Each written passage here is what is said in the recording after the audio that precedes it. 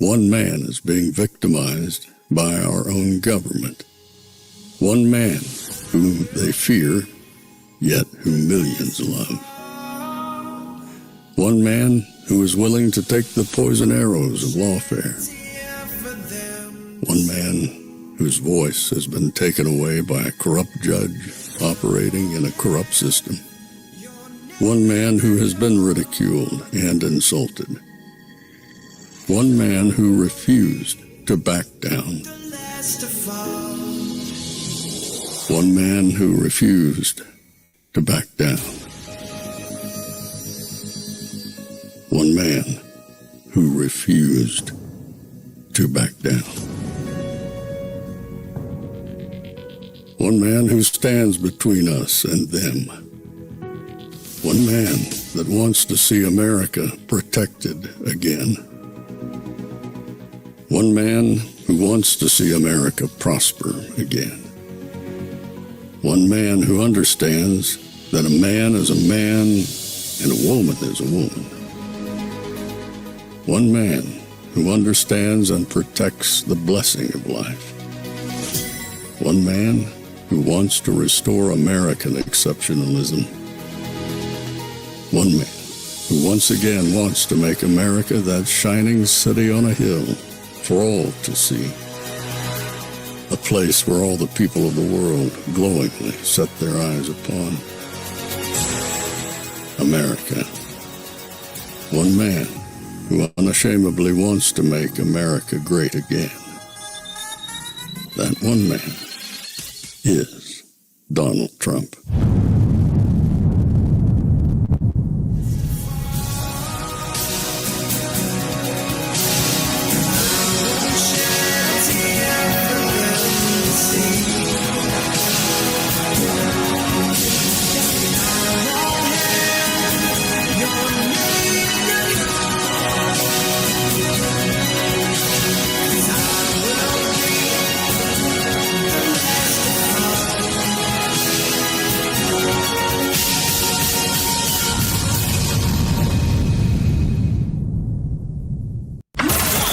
This is Fanfare with Barry Cunningham.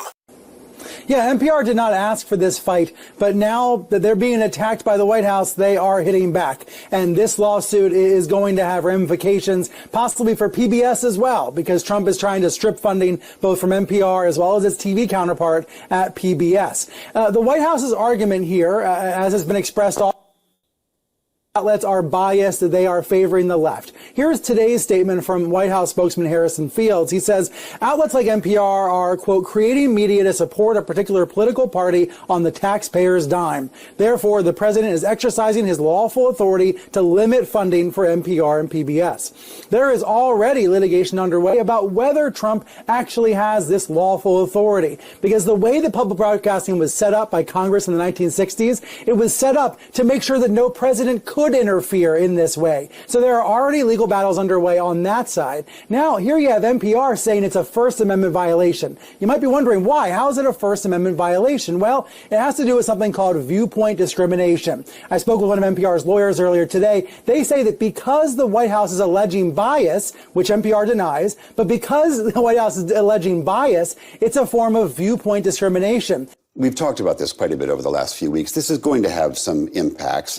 Let's talk about those impacts on public broadcasting. Right. The public broadcasting portion is $1.1 billion. It's the smaller portion, but it is the only portion where funding is completely eliminated. All of the funding for public broadcasting for the next 2 years is eliminated here. Very significant. Now, NPR their CEO has put out a statement saying this is a risk to public safety because of potential cuts to emergency broadcasts, for example, and also PBS's CEO, Paula Kerger, put out a statement today as well. She wrote, these cuts will significantly impact all of our stations, but will be especially devastating to smaller stations and those serving large rural areas. We put together a map using Corporation of Public Broadcasting data of the rural stations most at risk. These are stations around the country where they depend on 40% or more of their funding from the federal government. These are the ones most at risk. You see I looked at that map when I was putting this video together, and it stunned me because everybody's saying nobody's going to be able to know if there's a hurricane or a tornado coming through because they live in a cave. And, they made it seem like there was this grand amount of people that have to have PBR in order to survive. And then they showed this map, and I'm like, seriously? You're talking, those small places right there? What do these people live in trees? Do they not have internet? Is there no connection? They can't get Starlink? This is absurd. So what we're going to see today is finally, after a long time of people haggling and wrangling and screaming and gnashing of teeth, the funding for NPR, PBS, and USAID go bye-bye. All of it. Gone. Billions upon billions and billions of dollars completely off into the ether. And what we're looking at right now is a left-wing funeral. Let's just call it what it is. They have lost so many of their gravy trains. Again, they are so feckless to the point where they're coming up with stupid articles that President Trump drew naked women on a pad and sent it to Epstein, and it just happened to come out right now. Shut up. These people are desperate. It's going away, and they can't do anything about it. Large number of them in Alaska, but they're all over the country, notably not on the eastern seaboard, really not in major cities. These are the rural areas that are in trouble or could have trouble. What will happen with these stations? Well, it is going to be a months-long progress. I know a lot of our viewers are watching on those stations right now, and each station will have to sort out how they move forward, what their needs are. Do they depend more on their viewers? Do they work together with other stations? Now, interesting she said that. As I watched this video, and I've watched the hearings, you're telling me people in these areas rely on NPR, and she just said they're watching. Either they're watching on YouTube, or they're watching on the internet, or they're watching on television. But in any case, you're telling me that people who live in those areas don't have a remote that can turn to another channel. Maybe the Weather Channel. Maybe instead of listening to NPR and PBS, you could turn to the click. Oh, there's a Weather Channel. Hey, honey, there's a whole channel here with weather on it. We're supposed to believe that NPR and PBS are essential for the safety of people in certain areas. And I'm like, my gosh, what kind of IQ or lack of an IQ would you have to listen to this drivel? I can watch stuff in England. My wife is watching a show on the BBC. What in the hell do you mean that, if it's not NPR, we got no way of knowing if there's a storm coming? That's when you can smell the desperation. Can they survive this? It is a critical historical moment for stations that have been around for generations. Now, there is one other piece of reporting I want to raise. There was a side deal that I have reporting on made by Don Bacon of Nebraska, who voted yes, ultimately, there is for this deal that had to do with PBS funding. Now, here is what he told me earlier this month about the side deal. He said, quote, I got a commitment to make sure PBS is funded this year from Speaker Johnson, and I trust the Speaker. That commitment supposedly is to take place in September, but there are real questions about how that works. He again told me today they do trust the Speaker. We will have to see. Public media, separately, there's also... By the way, these people are on public television, and that's why they realize at this point, send the resume out, honey. Yo, bro, send your resume out. You're going to need to. Maybe start a podcast. I don't know, do something. But you're not getting us to pay for it anymore. You see, that's one of the problems with this entire thing. At 2:30, when President Trump comes out and he drops the hammer on these people, which incidentally was the name of the operation they did in Iran. It seems like Operation Sledgehammer, or whatever it is still going on. You see, the House voted 216 to 213 last night to give final passes to the bill, and it's going to cut $9 billion in spending And the spending that was already in place, that's why they had to do this thing called the rescissions package. Rescind it. They had to take it back. That's what rescission means.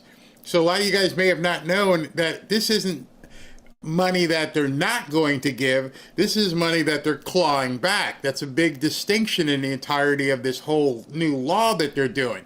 Now, interestingly enough, they said it was for 2 years because it's a rescission package. So now, during this 2-year package, term, they're going to have to go back in and actually get all of it done so it doesn't get reappropriated in the future, especially if a Democrat takes over, because they'll do it in an instant.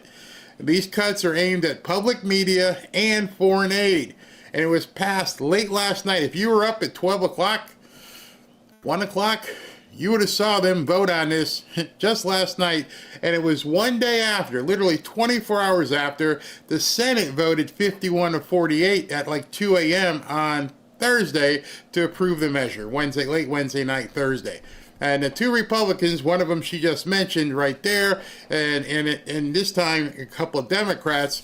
The Republicans were Mike Turner and the other idiot from Pennsylvania, Brian Fitzpatrick. They decided they didn't want this. The measure also cuts $1.1 billion from the Corporation for Public Broadcasting, which provides funding for NPR and PBS. But most importantly, which a lot of people are missing, it cuts $8 billion. Out of the $9 billion in cuts, $1 billion to the NPR PBS and $8 billion to USAID. That's done. Most of it's done. There's still some small stuff that goes out to some countries that are in dire straits, but $8 billion has been clawed back that has already been approved. Future funding is already at risk. So that's a good thing, a very, very, very good thing. It stops, the global health scam. It stops refugee assistance. And I don't know if you guys saw today, which I'm going to show probably tomorrow, RFK Jr. is now just coming out and pounding the WHO and all the stuff, that crazy stuff that they have done. So while everybody else is scurrying and trying to figure out this other crap, President Trump is getting stuff done. There's no denying it at this point. This package that they just cut this $9 billion from passed both chambers. It is a done deal. They've got the votes, and people are pissed off because it's only Republican votes. But to the winners go the spoil. And by using the rescissions package, they didn't have to go to the 60-vote threshold, which I don't think anything ever again in our American history is ever going to happen. I don't think because of where we sit as a country that we're ever going to see 60 votes for anything. Maybe they'll vote 60 votes to get themselves their own raise. They'll pass that. Oh yeah, they'll pass that. And anything, to reject term limits, they'll pass that. But all the stuff the American people need, we're never going to see a 60 vote margin ever again. So all of this stuff here, it slashes especially the woke, wasteful stuff. It's done. It's finished. This is going to be a turn in America unlike something we've seen probably in the last decade. It's incredible, taking billions, billions of dollars off of the table. I love it. I love it. I love it. So don't get comfortable. Well, you can get a little bit comfortable, but there's more to come. $9 billion I'm not going to say is a drop in the bucket. That's a lot of money. And I'm sure, Mike Johnson and John Thune are going to work on some of the other things because they've already said there's more rescission packages coming. The Democrats can't stop this train. The only thing that can stop this train are Republicans. That's it. You have to feel very comfortable in the fact that they are of no relevance at this point, and the only thing that can possibly derail the Trump train are so-called Trump supporters and rhinos. But even they are being negated completely. So let's continue listening to some of this drivel. Oh, gosh. As you've reported quite a bit, so much about foreign aid in this bill. You did report earlier this week how PEPFAR, the HIV/AIDS program, was pulled out of that, but there are still major cuts for foreign aid. Tell us about that. Right. Those cuts to PEPFAR, those are off the table now. That program will survive completely intact right now. But let's take a look at those other cuts in foreign aid. Now, $4 billion of that is economic and democratic programs, really fostering democracy in other countries, as well as the economies of countries where the United States is worried about potential economic or political collapse. $800 million is for shelter, water needs, sanitation, and also family reunification. $500 million for countries facing natural disasters. Again, some of those basic needs. So while we've been talking about PEPFAR and HIV, these are also day-to-day living needs, and this is money that will be cut off as soon as the president signs this bill. As soon as he signs this bill, they're trying to guilt us into saying all these people here are going to die, millions and gazillions of people. Well, we are empathy. We definitely have empathy. We have sympathy. We don't want to see everybody die. But now it's going to be different. You're not just going to take our money because you're raising taxes and everything else. If we want to help another country, number one, show us this country and what we're going to be doing for it. I'm pretty sure the American people are very, very giving.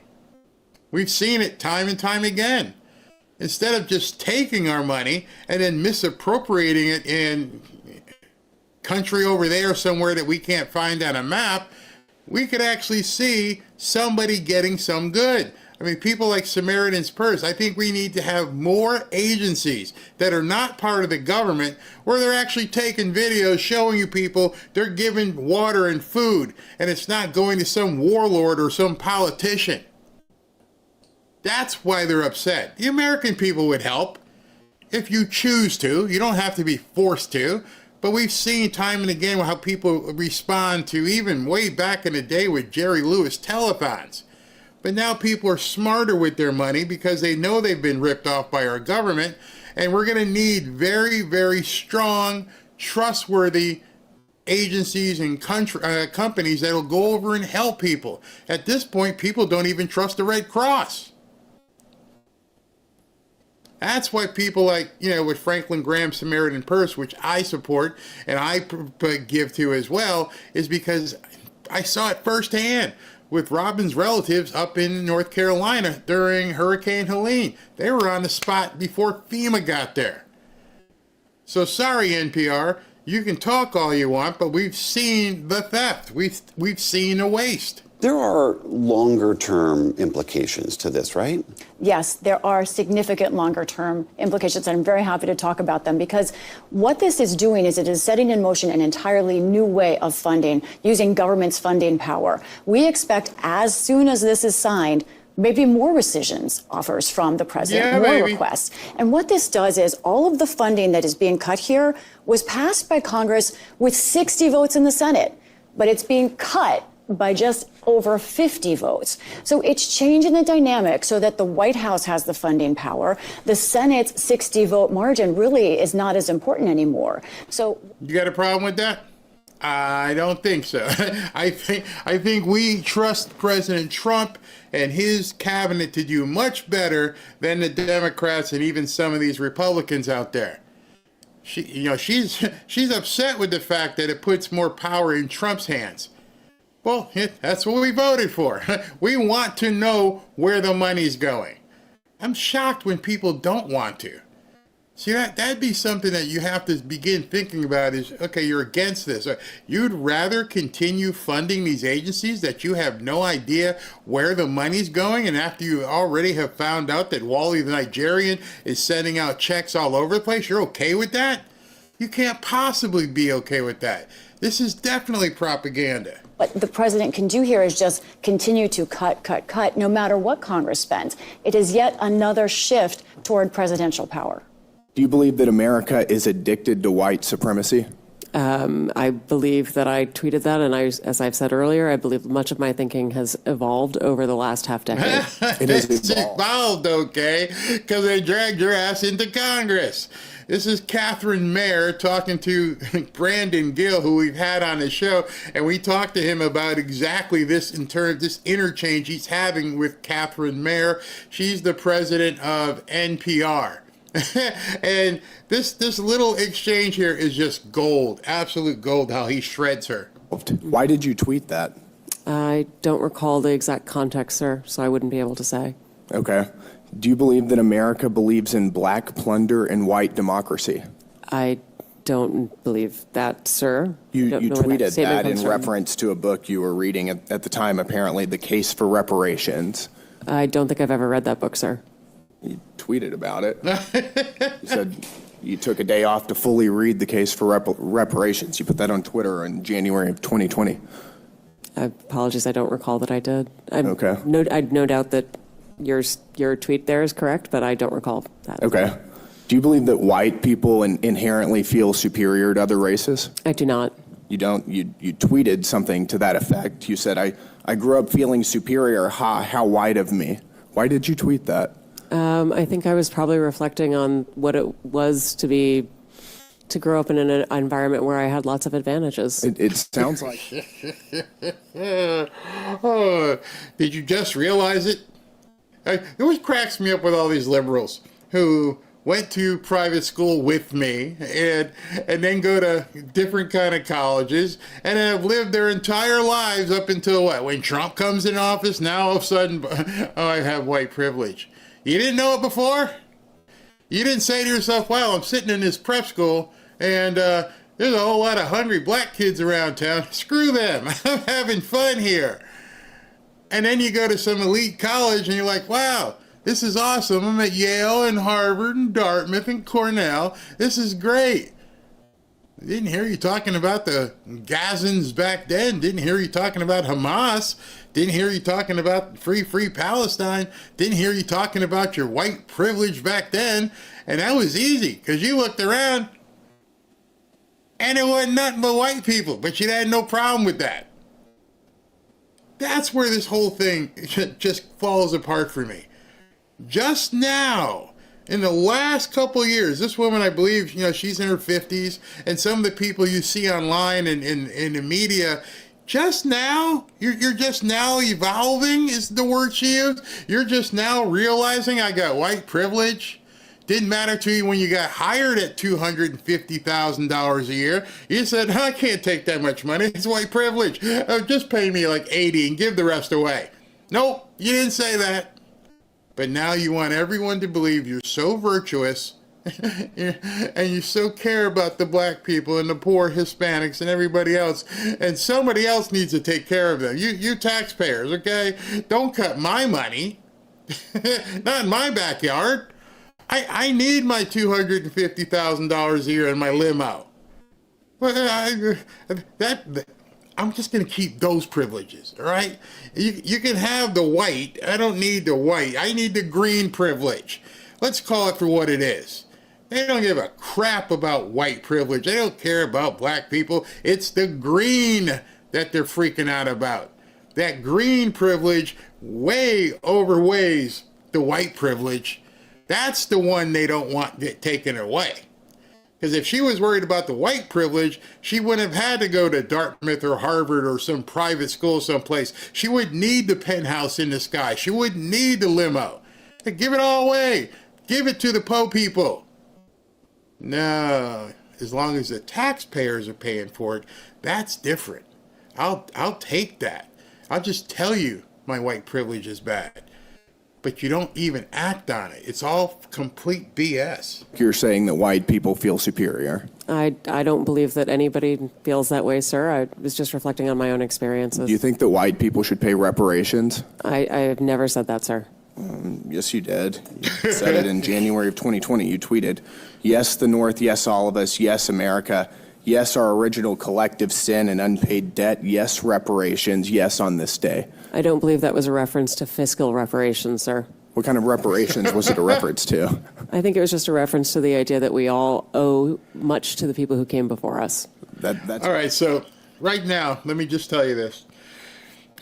I'd like to, I don't know how many people are watching right now. I don't know how many subscribers there are right now, but as a black man, I think all of you who are white right now need to dig deep and understand I've been oppressed and I need some reparations.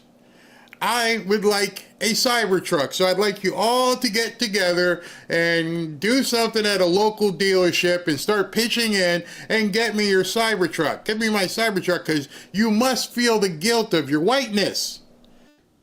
I need some reparations. It's absurd. I can't even believe when people talk about reparations. And I'm like, what are you talking about? I never, ever got whipped. Well, a little bit, Mom. I never had to go out and work and bale hay. Nope. I didn't even get to sleep in the big house. What in the hell are you talking about reparations? Yes, things happened. There are slaves. There were slaves. How about worrying about the slaves now? See, this always comes back to the trafficking and everything else. I'm like, what? How about the reparation instead of taking care of people who had nothing to do with slavery or being brought over on a boat? How about taking care of the people and really putting an emphasis on finding out the kids and people who are slaves right now? Nope, they don't talk about that. While this whole Epsteinian nightmare was happening over the last week or so, did anybody say at any time from any of these networks, you know what, maybe it's time, since everything's in the forefront here, we should start looking for kids? If you saw that anywhere, send me a link, because that should open your eyes. Nobody said anything. Hey, let's release, hey, I gotta release the files, gotta do, and I'm like, how about the current stuff? Anybody care about what's happening with kids right now? Didn't hear one person on any network or on X say that.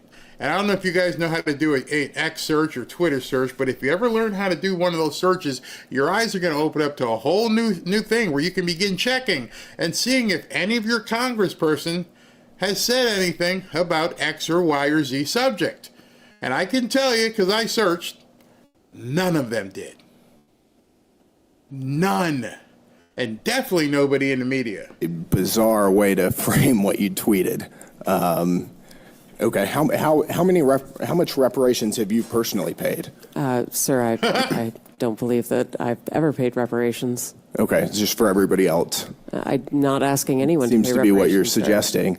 Do you believe that looting is morally wrong? I believe that looting is illegal, and I refer to it as counterproductive. I think it should be prosecuted. Do you believe it's morally law. wrong, though? Of course. Of course. Then why did you refer to it as counterproductive? It's a very different way to describe it. It is both morally wrong and counterproductive, as well as being illegal. You tweeted, it's hard. So I have a question, and this is a serious question. This woman runs NPR.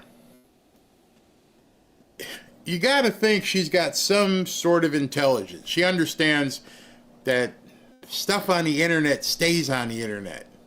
She had to have known all this stuff that I've spewed over the last few years, it's still out there. So I'm going to go to Congress, I'm going to show up at this hearing, and I'm going to get grilled by these congressmen and congresswomen. And they're going to say, hey, did you eat liver? Nah, I hate liver. Well, hey, back in 21, you said you love liver. It's all out there.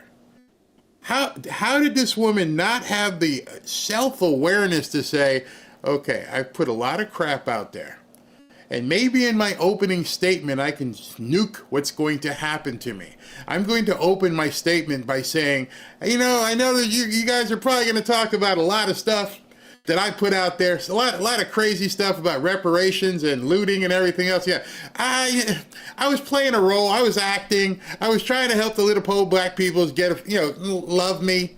So none of it is true. Okay, cop to that. But then now you just look stupid. Be mad about protests in reference to the BLM protests, not prioritizing the private property of a system of oppression. You didn't condemn the looting. You said that it was counterproductive.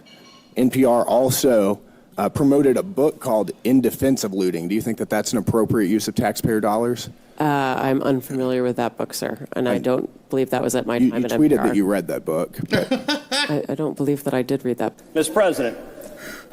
over and over and over. And when I had Brandon Gill on the show, and I was like, because at some point he felt sorry for her, because you could just see she was a wounded animal up there. She's like almost defeated. Like, all right, you got me, man. You got me. I'm completely full of it. Can we please stop this, man? I'm just wounded here and I'm bleeding, and you're exposing me as a complete fraud who deserves to have their money taken away from them. Good luck. Bye-bye. Broadcasting has long been overtaken by partisan activists, plain and simple.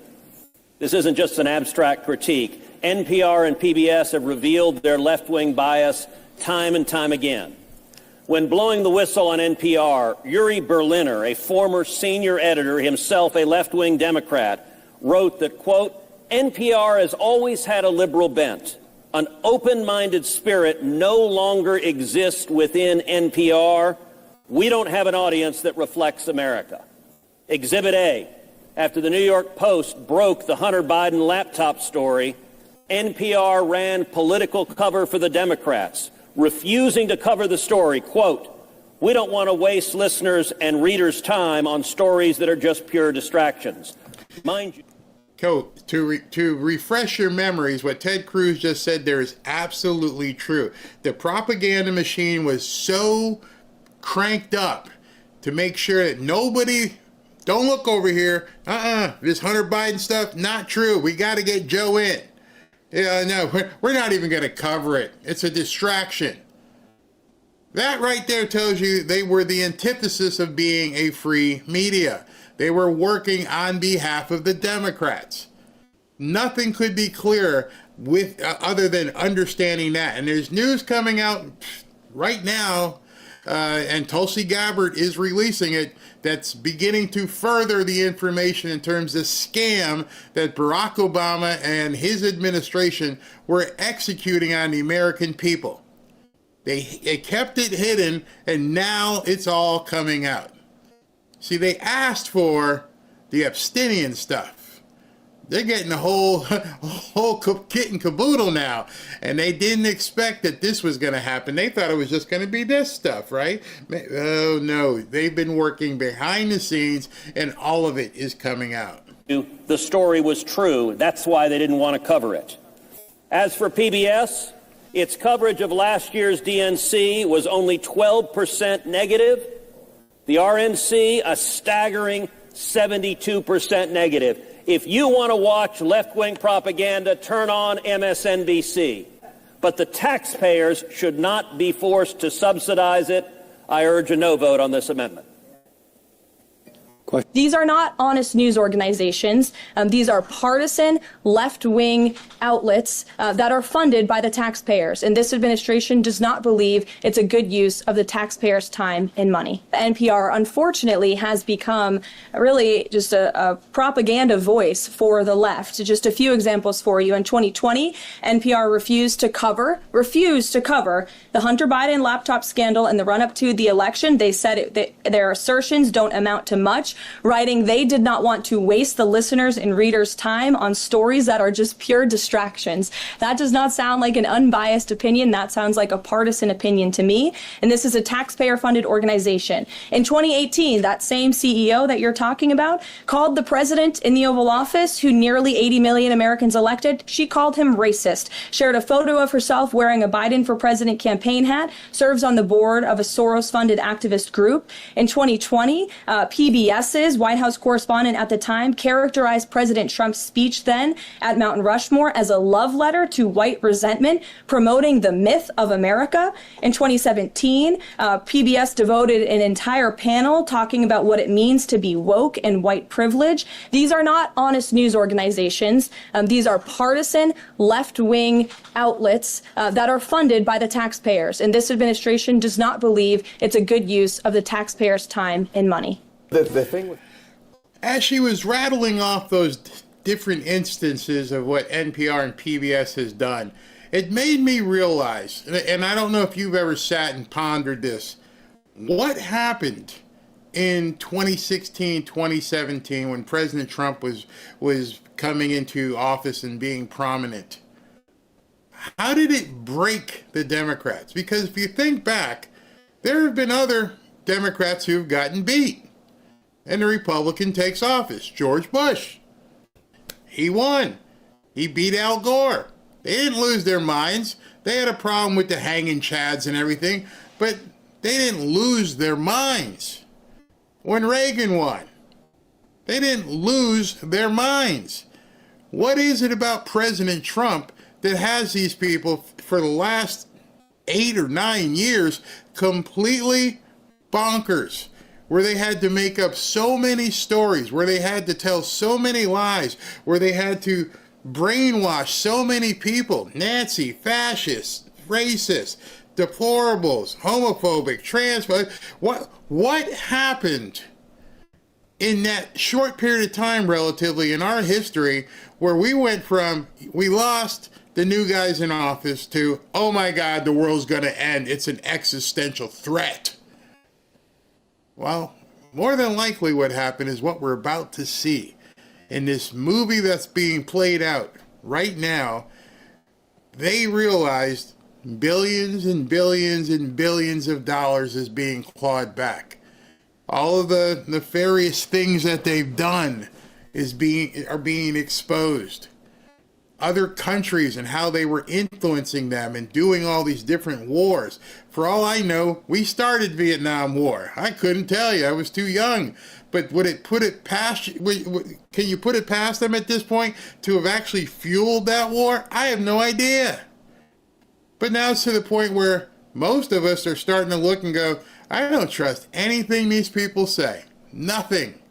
Republicans and Democrats for the most part. In fact, it's so bad, that is why I think there is even a MAGA. It's like, this is the guy, hopefully, we can finally trust. And he's not letting me down. He probably hadn't let you down either. Because we've gotten so used to scum on both sides of the aisle. You know, McConnell's not the first one. You knew there was, what's his name, John McCain, and all these others associated with the cabal. And we were helpless. There was nothing we could do. There was two sides of the same coin.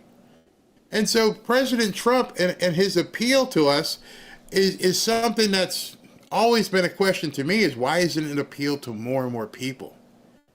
I'm like, dude, if you pay less taxes, don't you like that? What do you have a problem with? Why did the left turn into this monster, this epic evil thing? Well, was it the baby removal? Was it the, newcomers? See, those things I personally feel were things they had to ramp up because of Trump. Yeah, there's been baby removal for quite some time, and it's been mostly, unfortunately, in the black community. They destroyed the black family. And then, of course, you've got 75% of black births are out of wedlock. It's insane. And now we're finding out from RFK Jr. and all this stuff about the food. I'm like, is there any aspect of your life that they didn't try to squeeze the life out of it? And now all of a sudden, it's changing, and they're freaking out, absolutely losing it. Crazy. NPR and PBS is that, to your point, they can say whatever they want. We have a First Amendment right. You can spew all kinds of leftist nonsense if that's what you want to do. You have the First Amendment right to do that. But you don't have a constitutional right to our tax dollars. And that's what we're getting at here. NPR and PBS for a long time have been promoting left-wing propaganda. And Republicans for decades have talked about defunding them and just saying we don't need state-sponsored media in the United States. China and North Korea have state-sponsored media. We don't need that here. And finally, we're doing it. The question is on the adoption of the resolution. Those in favor will say aye. Those opposed, no. In the opinion of the chair, the ayes have it. Mr. Speaker, I ask for a recorded vote. The recorded vote is requested. Those favoring recorded vote will rise. A sufficient number having risen, a recorded vote is in order. Members will record their votes by electronic device. This is a 5-minute vote. House members now voting on final passage of the $9 billion spending cuts package, also known as a rescissions bill. It includes cuts of $1.1 billion in previously appropriated funding for the Corporation for Public Broadcasting, which helps support National Public Radio and the Public Broadcasting Service, as well as grants to local public radio and television stations. The legislation also slashes $7.9 billion in foreign aid, coming largely from funds to support the U.S. Agency for International Development. A few moments later. The ayes are 216. The nays are 213. The resolution is adopted. Without objection, a motion to reconsider is laid on the table. Pursuant to the adoption of House Resolution 590, the Senate amendment to H.R. 4 is considered as agreed to. This is the end of a publicly funded media era. This dates back to the days of black and white television. Back in the 60s, Congress saw a value for PBS and NPR, but no more. As a result of this rescission, radio and TV stations will have to lay off staffers and cut back on programming. Some smaller stations will suffer more than bigger stations. Oh, well. Oh, well, sorry about that, Brian, and all you guys on the left. That worked out. The timing is absolutely perfect. They're coming into the room. People are showing up, and we should be minutes away from President Trump taking the stage. We'll take some comments as soon as the feed is up, but he's not in there yet, which gives me a good opportunity to read to you about Chapter. For those of you turning 65 soon, like me, this is important. My Medicare advisors at Chapter are helping people cut through the Medicare mess and save thousands of dollars. I'm turning 65 soon. Yep. It's happening, and I'm getting bombarded with calls and ads. It's been simply overwhelming. On top of that, I didn't know who I could trust. There are a lot of scammers and selfish agents out there pushing us, or trying to push us, into plans that make them more money. So I didn't want to know who, I didn't even know who to deal with. All my worry went away when I spoke to my advisor at Chapter. These guys are the real deal. I'm telling you, they start by understanding your personal needs. Then they compare every plan to find the one that saves you the most money. On average, they save people over $1,100 a year. They're totally honest and independent, which can't be said about everyone in Medicare. With one short, simple phone call, one short, simple, free phone call, you can feel confident in your Medicare coverage. There's no pressure, no nonsense, just clear, unbiased guidance.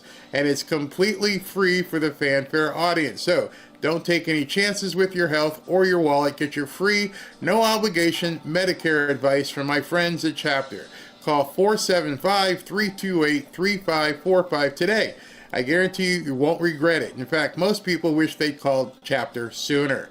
Again, go ahead and give them a call. You can see the number on your screen, 475-328-3545, or go to askchapter.org/Barry to get a one-on-one free consultation. All right, so let me put the feed up so you guys can see what's going on here. And they're in there jamming to some oldies or whatever. J.D. Vance shows up, Howard Lutnick. What a day. This is a huge day for them. You know, it's really weird when I watch this kind of stuff. This is such a big day, not for Republicans, not for MAGA, not for Democrats, for everybody.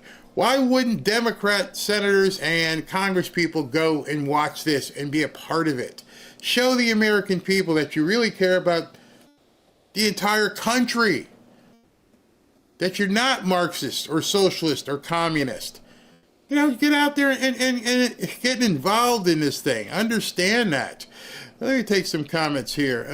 What is going on, Barry? Remember, Jesus Christ is King. I love you all. Yeah, we're looking at doing a prayer meeting, I guess, on maybe Tuesday. I think we got too many things happening on Monday. Let's see here. NPR Nancy propaganda video. Let's see here. Where they were showing Yeah, the explosion out in California, very, very bad. J.C. Penney music. I don't think J.C. Penney played that bad of music as we're going on. J.D. It looks more handsome every day. Usha is so lucky. I ain't touching that one because I ain't gonna be like Obama.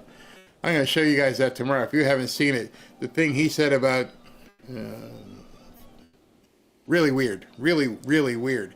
Their hearts are filled with hate, being led by the enemy. Yes, Dustin, I did hear about the explosion in L.A. that killed the 3 officers. That's absolutely awful. Just like with anything else, I like to give it 48 hours or so to see what actually happened. Was it truly an accident or was it worse? Now that you bring that up, let me just tell you this.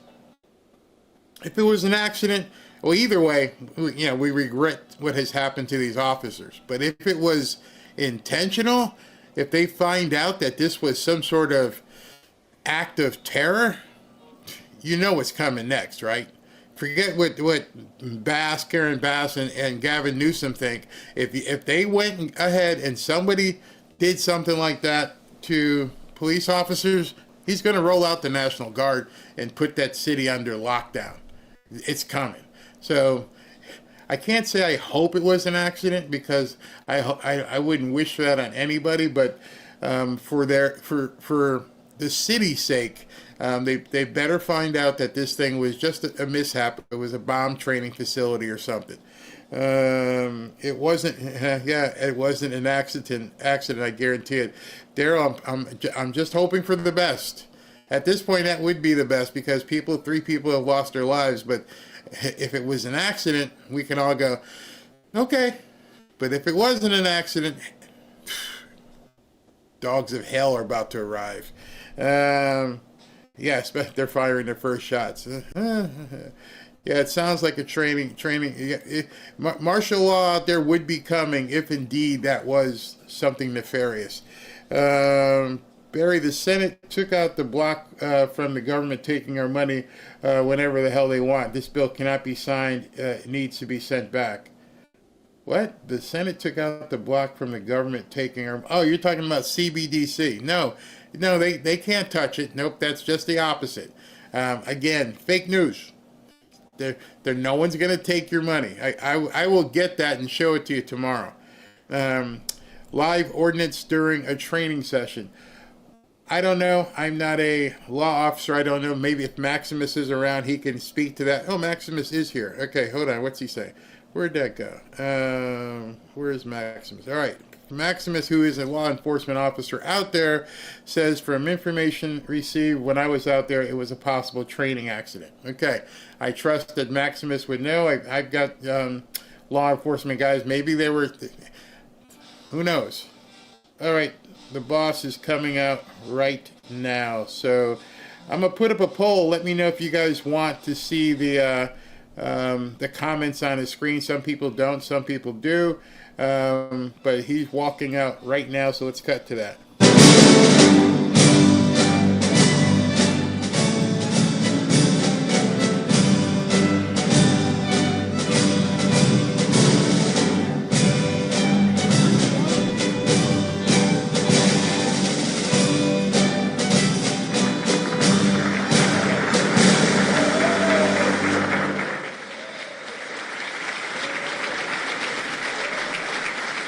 As usual, when he starts talking, let me know if the sound is okay, all right? Start letting me know how the sound is. Tom.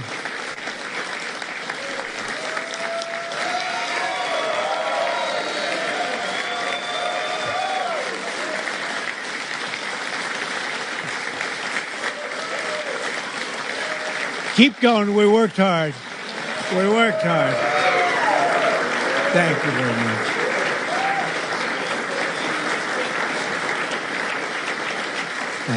Thank you very much. Yeah, we worked hard. It's a very important act, the Genius Act. They named it after me, and I want to thank you. I want to thank you. This is a hell of an act. I did something very unusual. I said, this has been something, a lot of people thought it was impossible, some of the things that have been done.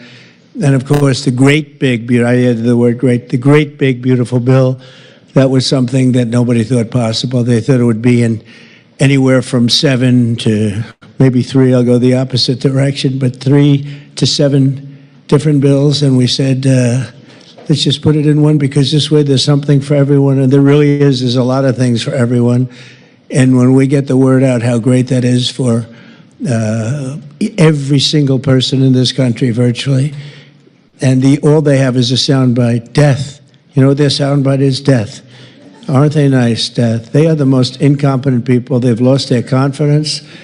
They've lost everything, if you think about it. But Jasmine Crockett is on her way. She's on her way. She's the new star of the Democrat Party, Jasmine Crockett. They're in big trouble. But I have to tell you, that was great, and this was great. And I am so tired of making phone calls at 2, 3, 4 o'clock in the morning, getting calls from our great speaker. Sir, we have 12 hard no's. I say, Mike, it's 2 o'clock in the morning. We have 12 hard no's. The good news is I call up, hello, Jim, how are you? Sir, you have my vote. Boom. Sir, you have my vote. I really they just want a little love. Unfortunately, it's always the same. It's always the same 12 people. That's it. It's 5 senators and it's 12 congressmen. And I actually said to John Thune and I said to Mike, I said, listen, I want to have a party, but not to those people that I have to speak to endlessly every time. And they're wonderful because they always seem to come through, other than a couple. Rand Paul Jr. from the Congress and Rand Paul other than a few people. But I said, I want to have them over. We're going to have a party for everybody in Congress, everyone in Congress except 12. We're going to have, and Mike is, Tom, I'll tell you what, Tom is definitely coming. The whole group, where are those 12 people? They're the only people I don't see. We could do it today. We don't have to vote. And I would say of the 53 senators, 48, we're going to have 48 in here. You won't even have to come to that one. But these are the greatest people because they always vote yes, and we don't have to go crazy. You trust us, we trust you.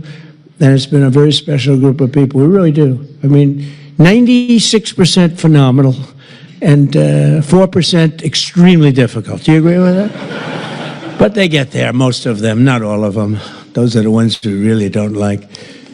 But I want to thank you all for being here. This is really a big day. This afternoon, we take a giant step to cement American dominance of global finance and crypto technology as we sign the landmark Genius Act into law. So congratulations to everybody. This is a big deal. You've come a long way since the Biden administration, when they had no idea what you were all talking about, and half of you were under arrest for no reason whatsoever.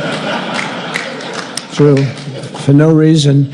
And we want to have it, not China. China wasn't actually happy. They were watching this. They like it. And we've got this. We've got AI. We've got a lot of great ones happening. And this is a very big thing. And I want to thank the bill's author, Senator Bill Hagerty, a very good friend of mine. Thank you, Bill. Thank you, Bill.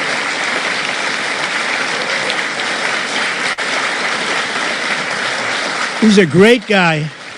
He's a great guy. He's a very handsome guy. Looks great. He's got the whole package. But, you know, I got to know him. He was ambassador to Japan. And we had a little problem with Japan on trade. But he was my ambassador to Japan. And I went to Japan, and he is speaking fluently Japanese. I said, did you learn it as a child? No, I just learned it over the last 4 or 5 months. I said, you learn Japanese? Maybe the single hardest language to learn. It's actually breathing, rather than, it's breathing. I'm not going to imitate it because we'll end up with a big story, and I don't want that. But he spoke totally fluent Japanese. I said, that's very impressive. And he was introducing me to Mr. Honda. I said, oh, are you in the car business? He goes, yes. I said, you're a very rich man. And then he said, Mr. Toyota, right? Toyota. And I said, what business are you in? Let me guess. He said, cars. He was my interpreter. And I was so impressed. and I was getting ready to leave. He said, "Sir, I'd like to run for the United States Senate." I said, "Where are you from?" He said, "Tennessee." I said, "Well, I love Tennessee, but do they know you there?" "No, but if you endorse me, I'll win," right? And I endorsed him, and he took a 48-point lead. And they didn't know who the hell he was.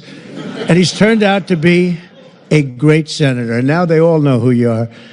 Yeah, so you're fantastic, and we thank you. And just the fact that you're doing this and you understand this is a complicated world, and you understand it, Bill.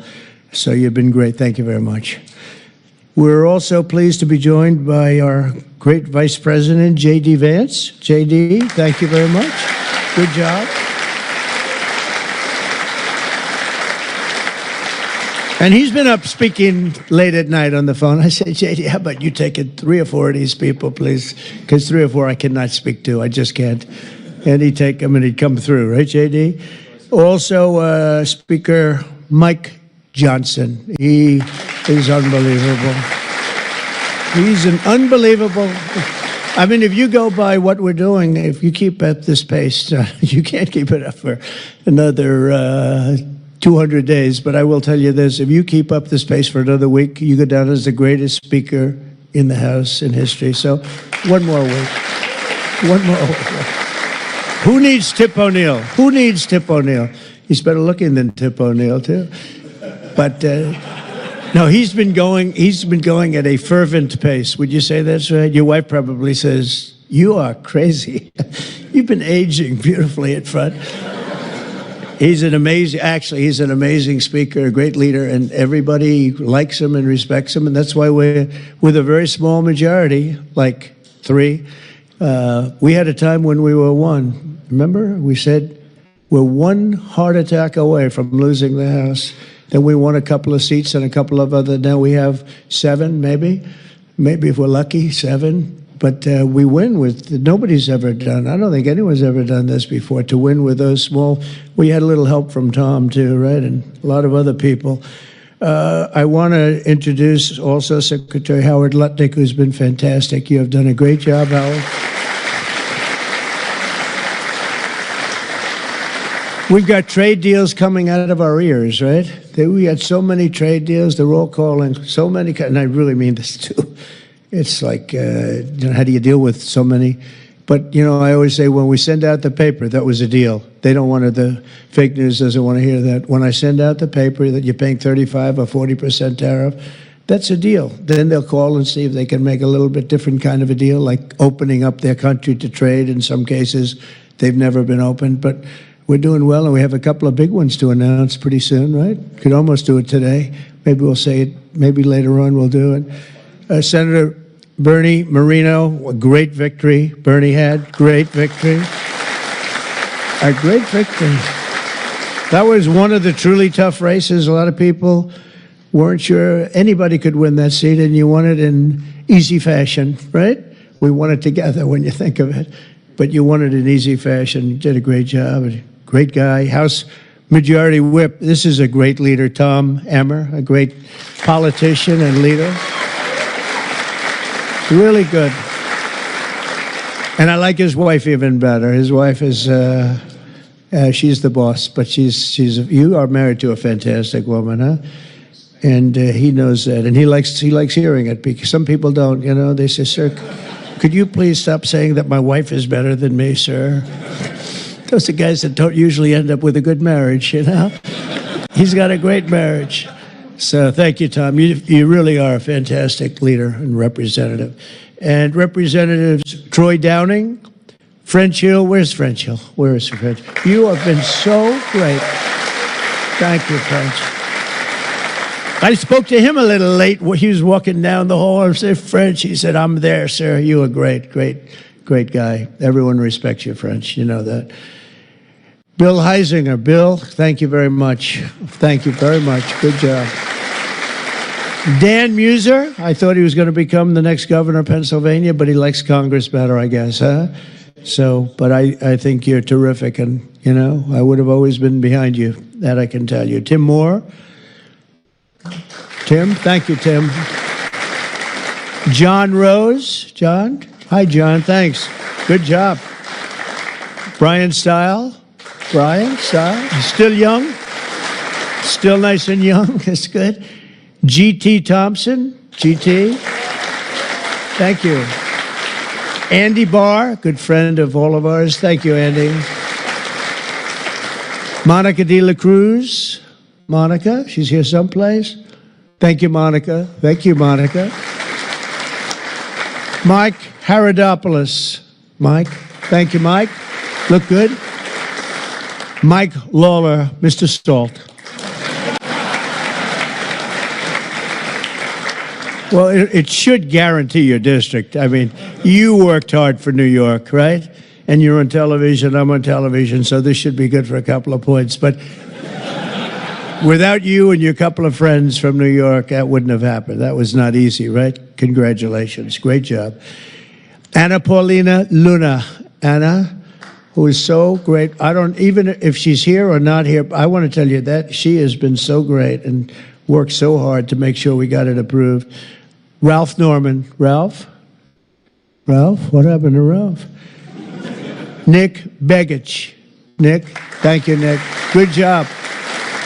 Good job. Good votes. I just saw a great poll on you, huh? Very good. Congratulations, Nick. Andy Ogles. Andy, who's a terrific friend. Beth Van Dyne.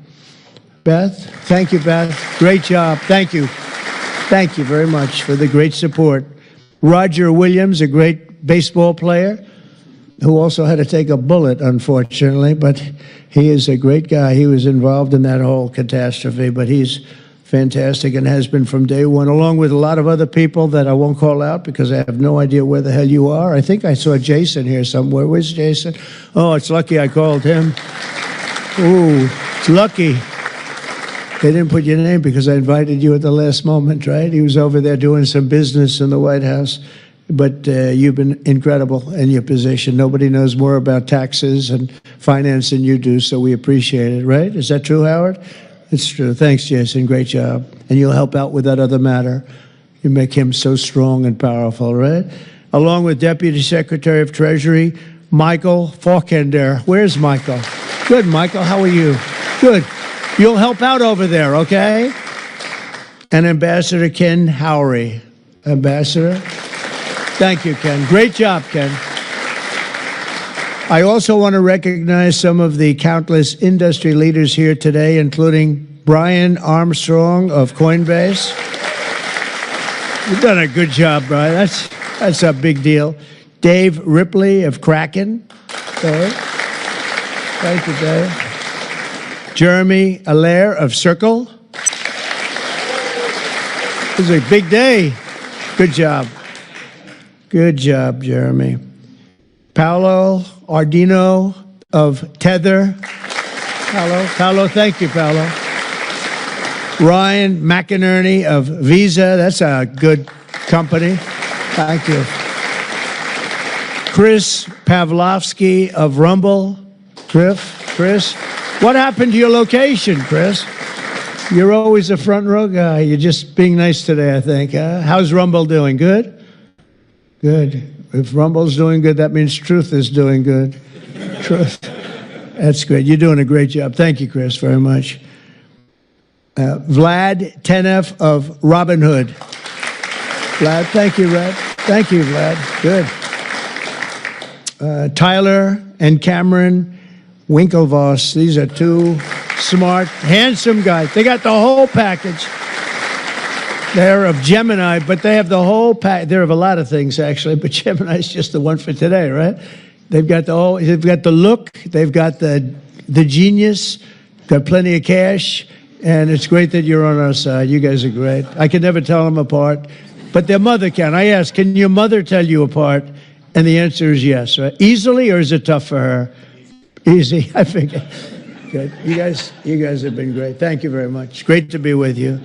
Let me say the entire crypto community, for years, you were mocked and dismissed and counted out. You were counted out as little as a year and a half ago.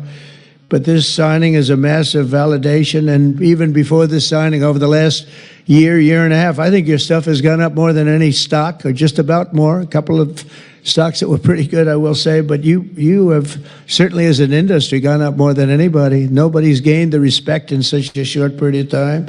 But this signing is a massive validation of your hard work and your pioneering spirit and your ability to never give up, because a lot of people would have given up 2-3 years ago. So I want to thank you for contributing to the incredible strength of America. This is going to make it stronger, and congratulations on this incredible achievement.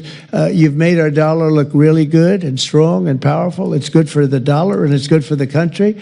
And that's why I backed you at an early stage, and I also did it for the votes, because you did come out and vote, I will tell you. And they changed tune, you know, Biden's team, they changed tune right in the middle of the campaign. All of a sudden, they loved you guys. They dropped all charges. They did have, I got you guys out of so much trouble. And you know what? I don't think anybody voted for them, right? Because you remember they treated you very unfairly, actually. So it's a great honor that we were involved. And it was a tremendous amount of support that we got at the polls. We won, think of it, we won every swing state. We won by millions of votes. We won the popular vote. We won the districts by 2,750. Think of that, to 505.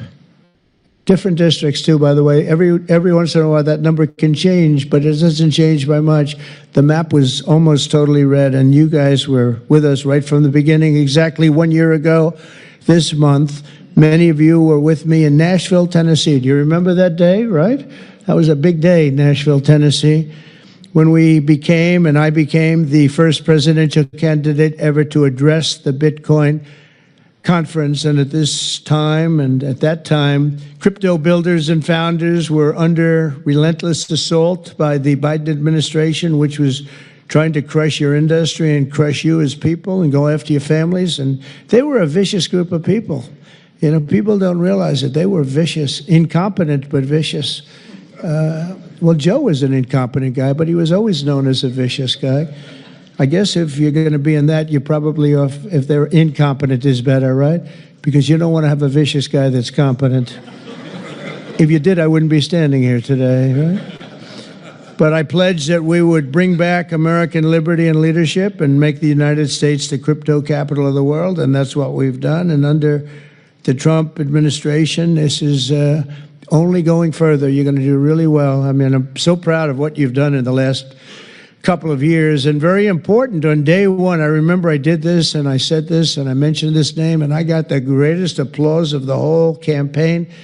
We fired Joe Biden's SEC chair, Gary Gensler. We fired him.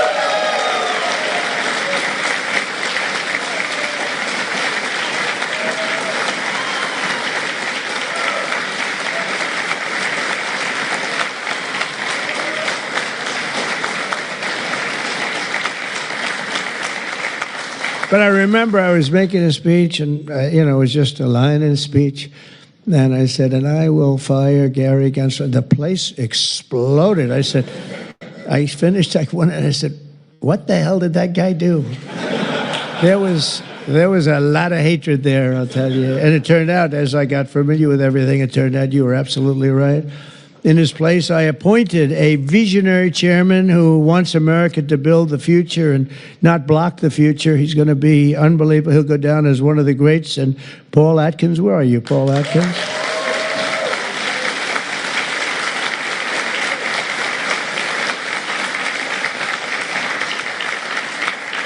And you know, Paul, the crypto guys, they said, everybody said, not only crypto, every industry, they all wanted Paul for the position.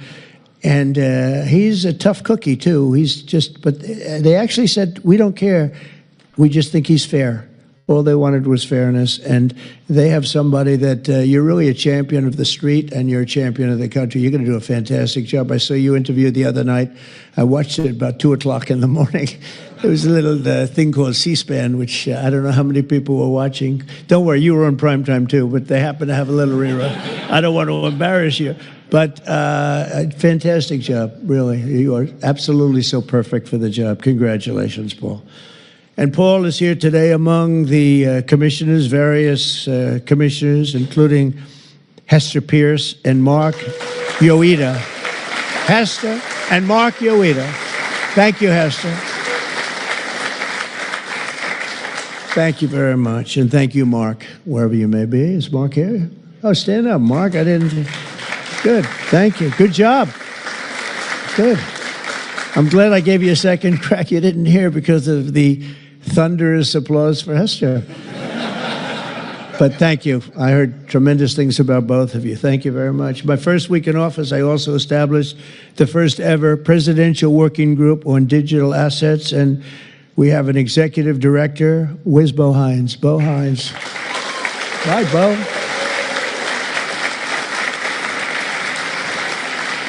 And Bo is a great football player, right? Bo is a great football player, one of the better players in college football, so I know you from that also. See, who would think that I know that? I know a lot of things, Bo, but he was a champion player. I stopped the weaponization of government against crypto and Bitcoin, and we ended the lawless Operation Choke Point 2.0. That was a bad operation. And I kept my promises to the community and granted a full presidential pardon to Ross Ulbricht. Ross Ulbricht. And you have no idea how important that name became. It was like a symbol, and his mother was unbelievable. His mother was an unbelievable woman, but it was so important to a certain group of people. And in the truly momentous act last March, I signed an executive order establishing the U.S. Strategic Bitcoin Reserve, as well as the United States Digital Asset Stockpile, and that's all signed up. And with today's signing, we're pushing even further into the exciting new frontier. Just as I promised last year, the Genius Act creates a clear and simple regulatory framework to establish and unleash the immense promise of dollar-backed stable coins. This could be perhaps the greatest revolution in financial technology since the birth of the internet itself. A lot of people are saying that. I don't know. What do you guys think? Yes? If you say yes, I'm saying yes. I think it's great that you're involved, I will tell you. Many Americans are unaware that behind the scenes, the technical backbone of the financial system is decades out of date, many, many years out of date. You know that. Paul and others are straightening it out, but payments and money transfers are costly and take days or even weeks to clear. Under this bill, the entire ancient system will be eligible for a 21st century upgrade using the state-of-the-art crypto technology. Who would have thought we would have been saying that 2 years after I really met you for the first time? The Genius Act provides banks, businesses, and financial institutions a framework for issuing crypto assets backed one-for-one with real U.S. dollars, treasury bills, and other cash equivalents. It's really strengthening the dollar and giving the dollar great prominence. And, you know, you have this little group called BRICS. It's fading out fast. But BRICS is, they wanted to try and take over the dollar, the dominance of the dollar, and the standard of the dollar. And I said, anybody that's in the BRICS consortium of nations, we're going to tariff you 10%. And they had a meeting the following day, and almost nobody showed up. They said, leave me alone. They didn't want to be tariffed, did they, Howard? Huh? So it's amazing. No, we're not going to let the dollar slide. If we have a smart president, you're never going to let the dollar slide. If you have a dummy, that could happen. Like the last one, he would. If you ever asked him about the dollar sliding, he would have no idea. But we can't let that ever happen again. Consumers, vendors, and people all over the world will then be able to use those stable coins for ultra-low-cost transactions that are cleared and settled in a matter of seconds rather than weeks and months. And it's really an amazing thing. And with the privacy, flexibility, and decentralization of cash, this revolution has the potential to supercharge American economic growth and empower billions of people to save and transfer in U.S. dollars. It's really all backed by the dollars. It's really a great thing. And a lot of, we had a lot of Democrat support. I have to tell you that. I was shocked anytime you get one but we had a tremendous amount of Democrat support, which we appreciate, and which just shows you that you're doing the right thing. This will increase demand for U.S. Treasuries, lower interest rates, and secure the dollar's status as the world's reserve currency for generations to come. The reserve currency is so important. If we lost that, that would be like losing a world war. We can never let anyone play games with us, and that's why when I heard about this group from BRICS, 6 countries basically, I hit them very, very hard. And if they ever really form in a meaningful way, it will end very quickly, I will tell you, for them. They won't be gone very long. I don't think they'll even do it. They're virtually afraid to meet. I also remain fully committed to my pledge never to allow the creation of a central bank digital currency in America. It won't happen. My first...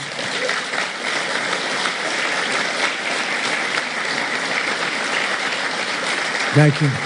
And the other night, I will say, with some of the congressmen and women, they wanted that so badly. That was so important to them.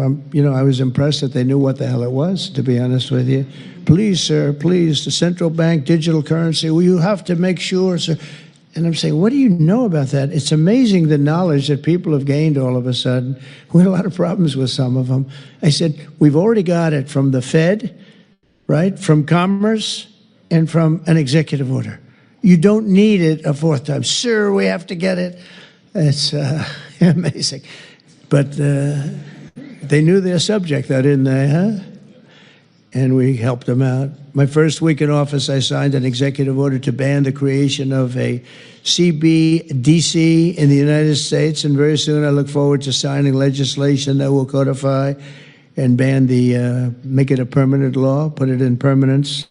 I'm also committed to signing landmark crypto market structure legislation this year to grow the industry. We're going to be growing it even more than people ever thought. It's a really hot industry. And for a little while, 2 nights ago, we were a little concerned because we were a little short on votes. Like, I would say maybe we were about 9 short. 9 short at 3 in the morning. We were about 4 short at 3:30 in the morning. And we were in good shape at 4 o'clock in the morning, right? But the people, and few people, have fought harder for the bill than we're signing than some of the people here today. You have been unbelievable. It's our White House AI and crypto czar, David Sachs, who has done such a great job.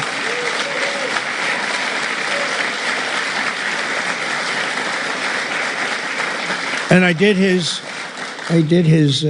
he has a show now. I've become a showman, but a couple of years ago, right? It's probably 2 years ago now in San Francisco. And I did his show. And I heard he's a very smart guy. And we had a great show. You kept it going a lot longer. And is that still your highest rated ever show? Oh, he knows what to say. He knows what. He had a rating that he had millions and millions of people. He said, what's going on? But we had a great show. And I said, that guy's really smart. I said, if I get elected, I was running at that time, if I get elected, we're going to bring him into government in some ways. He's worth a fortune. He's made a lot of money. He's a very rich billionaire. But this is more important, isn't it? This is, me too, it's like, doesn't matter. This is much, I know Howard and I talk about it all the time. Howard could go back to his wonderful brokerage firm, hire 1 or 2 people, and it's not the same as what you're doing, right? We're doing the biggest deals in the world. Actually, the deal we're doing now in tariffs is the biggest, when you add it up, the biggest deal ever made in history. It could be 1,000 IBMs. I mean, if you think of it, it's the biggest deal ever done. So it's hard to go back to a brokerage firm and, make $79,000 commission on the sale of a stock, right? It's true. But I want to ask David. So David's been fantastic. He's done an incredible job. And I'd like to ask David to come up, say a few words. Thank you very much.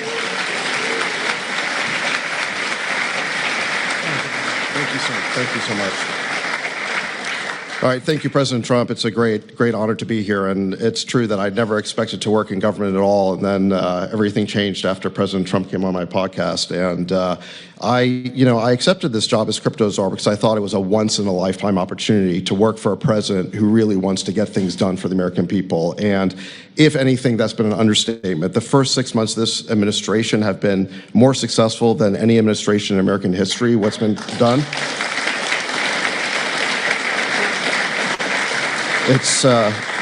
It's just been incredible. President Trump has worked at tech speed. We're used to working fast in Silicon Valley, but even this is fast for us in Silicon Valley, the speed at which you move, President Trump. It's really incredible. And now today, you have another historic legislative achievement that is a monumental step to fulfilling your promise to making the United States the crypto capital of the world.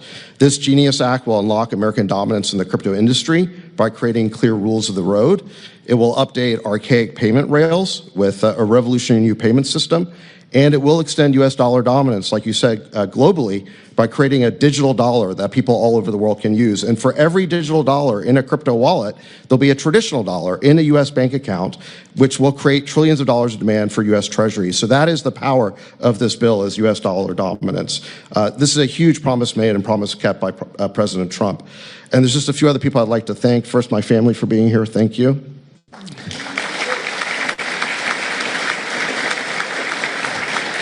And Bo Hines, who President Trump mentions, the director of our crypto council, he really did the heavy lifting here. So Bo, I just want to thank you again. And my chief of staff, Tracy Johnson, as well, who also does the heavy lifting.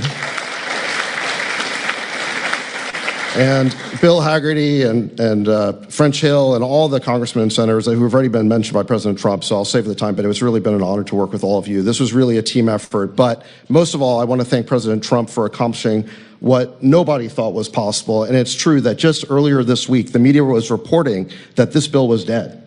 This bill was dead, and then the media didn't know one thing, that we had a secret weapon. We have a deal maker in chief. And thanks to President Trump, he stepped in and saved this bill. And it's because of your vision, your leadership, your determination, your skill that we're all here today. So thank you very much, President Trump. Thank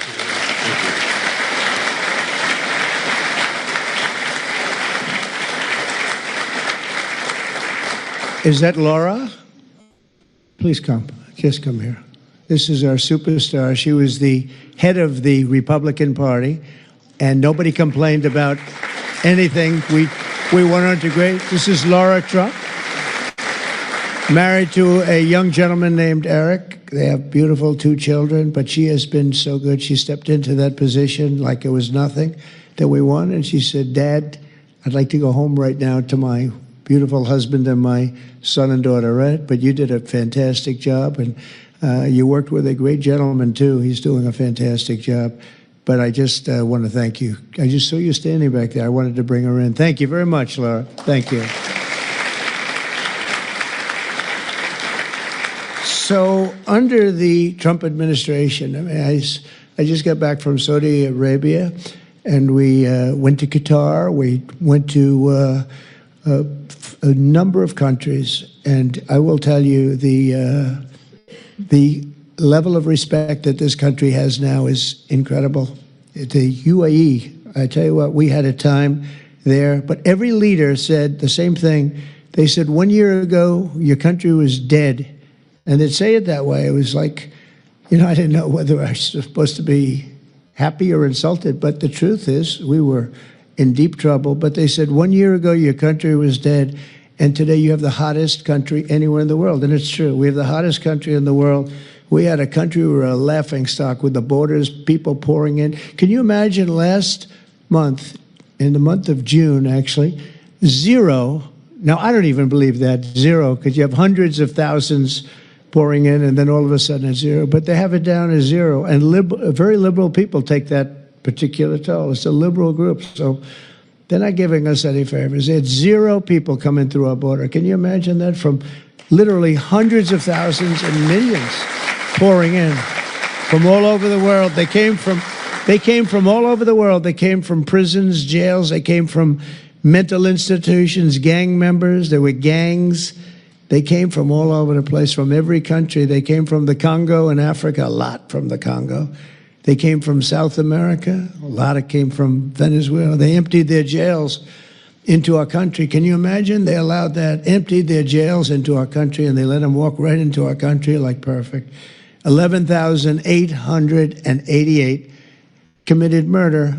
50% committed more than one person. They murdered more than one person. 50% of 11,888. And we had murderers, and we're getting them out, and Tom Homan and Christie are doing a great job. That Tom Homan, I'll tell you, is he central casting or what? and he takes abuse, but they just keep fighting, and they're winning, and we're winning in the courts, and we're winning everywhere.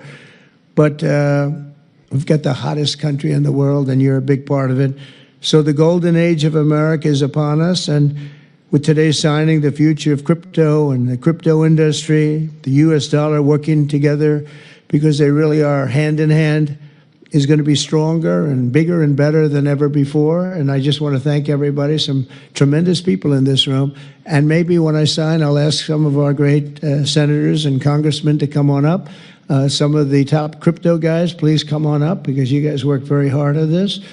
And we'll sign this, and we'll get on to the next battle, and we'll win. But we're winning all over the world right now. It's not even close, not even close, and we're going to keep it going. Thank you, everybody, very much. Thank you.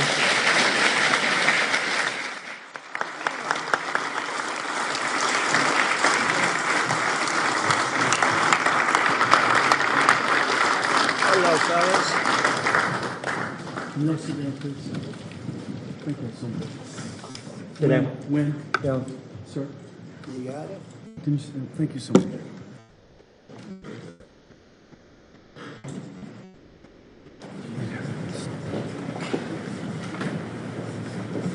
This is not an auto pen, by the way. Which is a big scandal. If that were a Republican, it would really be a big scandal. But it is one of the great scandals of our time. Thank you very much, everybody.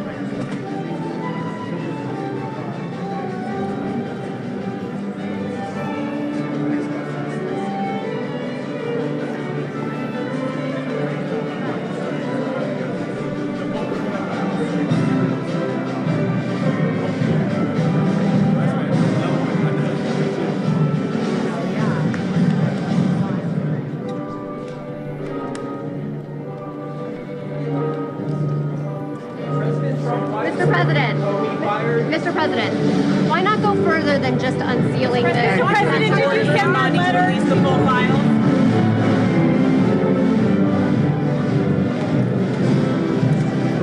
It's amazing that after all of that, with $9 billion being saved, $9 billion, hold on, let me turn down the volume over here.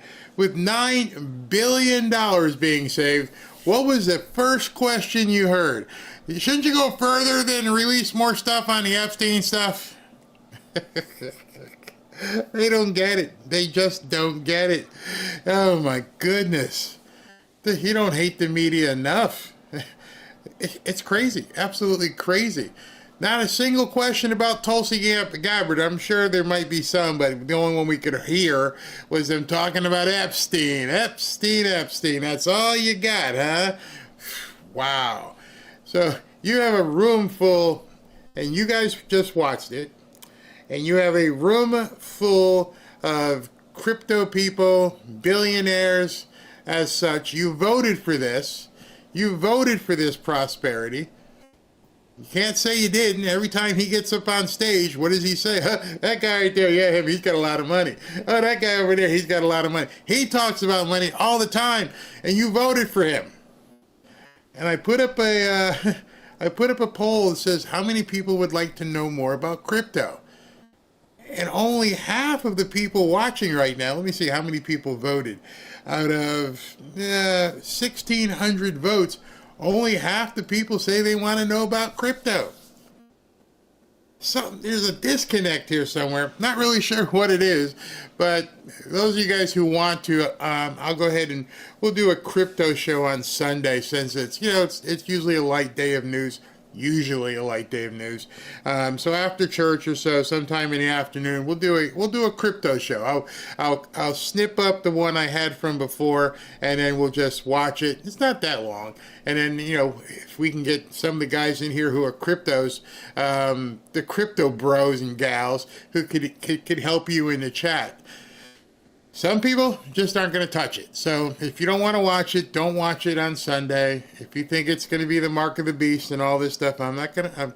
Hey, you do you. That's it. Okay. So more importantly, let's talk about some news. This is going to be very, very interesting, to say the least. All right. So I put up a banner that while he was talking, Tulsi Gabbard has been dropping some amazing things. So let's go over some of this stuff, because the media is not going to touch this. It is. Okay, here we go. Let's just get to it. Americans will finally learn the truth about how in 2016 the intelligence was politicized and weaponized by the most powerful people in the Obama administration to lay the groundwork for what was essentially a years-long coup against President Trump, subverting the will of the American people and undermining our democratic republic. Excuse me. Now, she's drawn a infographic of sort. You guys, I'll show it to you. It was the creation of the Russia hoax. And it says, real intel assessment. Russia and criminal actors did not impact recent U.S. election results by conducting cyber attacks on infrastructure. Trump wins the 2016 election. So from there, December, and she's got dates on this stuff. December 8th, POTUS briefing pulled. Intelligence community pulls product that contradicts Russia hoax narrative. Excuse me. On that same day, next day, December 9th, Obama officials meet to plan the Russia hoax. Whoa. December 9, Obama puts out an order. The intelligence community begins outlining new assessment to claim the election was hacked. So Obama, dead set in the middle. Notice that this coincides with Comey and Brennan being under investigation right now. That's James Clapper to the right, well, depending how you're looking at it. Next, the other guy next to Obama is in that picture. It's Clapper, Obama, and Comey. So they're already looking at Comey and Brennan. Now she drops this. Put the breadcrumbs together and start following this. And then it says here, the deep state leaks. Obama officials use their media propaganda arm to spread fake news. NBC News, U.S. officials, Putin personally involved in hack. New York Times, Russian hackers acted to aid Trump in the election. Washington Post, secret CIA assessment says Russia was trying to help Trump win the White House. All of this emanated from Obama. Now, like we have said, all roads lead back to Obama. Now she's letting everybody know. Then it was the fake weaponized assessment, suppressed prior intelligence showing Russia lacked intent and capability to hack the 2016 election. So they suppressed the information that would have shown that this stuff was BS. And then it began. Now, those of you who were around and online back then, you know you got booted off of YouTube. I still have to walk softly because you never know who's listening. I was able to stay on Twitter. Robin got booted off with other tens of thousands of people who were Trump supporters, just booted. I got booted off of Facebook as of today. I'm still not even allowed on Facebook to this day. If I were to put my entry and try to create an account, it would go away. So this stuff is still there. It's still latent. It hasn't gone away. And so now I'm interested to see what is going to happen with censorship. What is going to happen with the media? At this point, they're probably going to have to do some investigations into the media. You know, they've always hidden behind the First Amendment thing. Well, you can't do this. You know, this might be the big T word. There's no statute of limitations on that. So let's continue here. All right, so let's move down. She's got a thread. For months preceding the 2016 election, the intelligence community shared a consensus view. Russia lacked the intent and capability to hack U.S. elections. Can't do it. They're not good enough. However, but weeks after the election, when Trump beat Hillary, everything changed. And she's got intel community consensus and all the emails and files here that they start. This is where it hatched. And this is too small, so you guys might not be able to see it, but you can see it. It says, we are working with CIA on a PDB, Presidential Daily Briefing, submission on the threat. And they started putting this stuff out. On December 8th, this is now after the election, IC officials prepared an assessment for the president's daily briefing, the PDB, finding that Russia did not impact recent U.S. election results by conducting cyber attacks on infrastructure. Before it could reach the president, before it got to Obama's desk, it was abruptly pulled based on, quote, new guidance, and this key intelligence assessment was never published. So they knew it wasn't true, but before they gave it to Obama, they pulled it. All right, she continues. This is damning. This is a bombshell. The next day, top national security officials, including Comey, Brennan, and Clapper, gathered at the Obama White House to discuss Russia. Obama directed the intel community to create a new intelligence assessment that detailed Russian election meddling, even though they knew it would contradict multiple intelligence assessments released over the previous several months. So, the entirety of the Russian hoax was hatched between Obama, Brennan, Clapper, and Comey. Let that germinate in your head. The very tops of everything, the CIA director, the DNI, the FBI director, and the president sat there and colluded about the Russian hoax. This is so damning.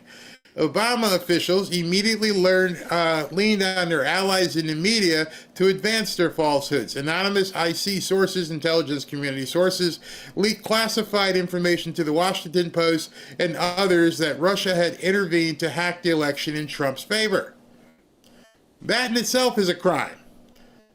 They leaked classified information. Understand, that's what they tried to put Trump in jail for. Now she's got proof that people in the intelligence community leaked information to the media. Don't trust the media. Don't ever listen to the media ever again. All right, so now she comes further. And you can see this yourself. If you just go to her handle, DNI Gabbard, you can see all these fine print articles. I'm just going to be able to read the top ones. She continues. On January 6, 2017, just days before Trump took office, Clapper unveiled the Obama-directed politicized assessment, a gross weaponization of intelligence that laid the groundwork for a years-long coup intended to subvert President Trump's entire presidency, according to whistleblower emails shared with us today. Today, she got some information. We know Clapper and Brennan used the baseless, discredited Steele dossier as a source to push this false narrative in the intelligence community assessment. Now, understand what she just said there. The words she is using. She's not stupid. They know what people are going to say. She's years-long coup. That's treason. You ran a coup against the United States government. You swing from trees for this. Wow. All right, let's continue. She's still going. These documents. Oh, there it is. There's the T word. These documents detail a treasonous conspiracy by officials at the highest levels of the Obama White House to subvert the will of the American people and try to usurp the president from fulfilling his mandate. OMG. She dropped the T word. So, you guys realize what's happening right now. Many of you probably have a right to think, well, nothing's going to happen. Well, when's the last time you've heard anybody get charged with treason? This isn't just some people, breaking the cell phones and hiding this and hiding that. She just put out treason.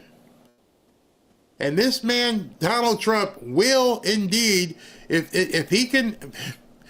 Pam looks at this and sees that she can get a case, it's coming. So all the people out there who are screaming about Pam, shut up, watch the movie, here it comes. Here it comes, everything that you've been waiting for 8 long years. Finally, it's coming to fruition. Will anything happen? I don't know, but we're going to see. You don't use the word treason lightly. The betrayal concerns every American. The integrity of our democratic republic demands that every person involved be investigated and brought to justice to prevent this from ever happening again. I am providing all the documents to the Department of Justice to deliver accountability that President Trump, his family, and the American people deserve. And just in case you didn't know, somebody actually puts it in here and says, hey, Grok, what's the punishment for treason? And it's probably going to say you get to swing from trees. Under 18 USC 2381, treason, levying war against the United States or adhering to its enemies with aid and comfort is punishable by swinging, firing, whatever, old Sparky, or imprisonment of at least 5 years and a fine of at least $10,000 plus ineligibility for any U.S. office. Courts apply this narrowly to avoid political misuse. So it's going to be very hard to be convicted. Just understand at this point, especially if this has to take place in Washington, it's going to be very hard getting this a conviction, if they even go to the charge at this point. This is absolutely crazy. Somebody wrote, I like this one, is an attempted coup considered treason? Yes. And Grok responds, yes, an attempted coup can constitute treason under U.S. law if it involves levying war against the United States, 18 U.S.C. 2381. However, failed or conspiratorial attempts often fall under seditious conspiracy, punishable by up to 20 years, as seen in January 6 cases. They opened the door. Context matters legally. So, now we have concrete evidence that, forget 2020, they haven't even got there yet. See, that's the other thing. Whatever you think, or whatever they end up finding out about 2020, they've already found out now that 2016, they executed a coup. It's going to get compounded when they bring in the information from 2020. And when they start bringing all this information in, it's going to catch a lot of people in the strainer. Politicians, media, social networks. And here's what's going to happen when she starts bringing this case and starts putting out all these things together. The one thing you can count on is these people don't want to be in cells. One thing you can count on is there are going to be a lot of Tweety birds out there snitching on the other ones. They have no choice.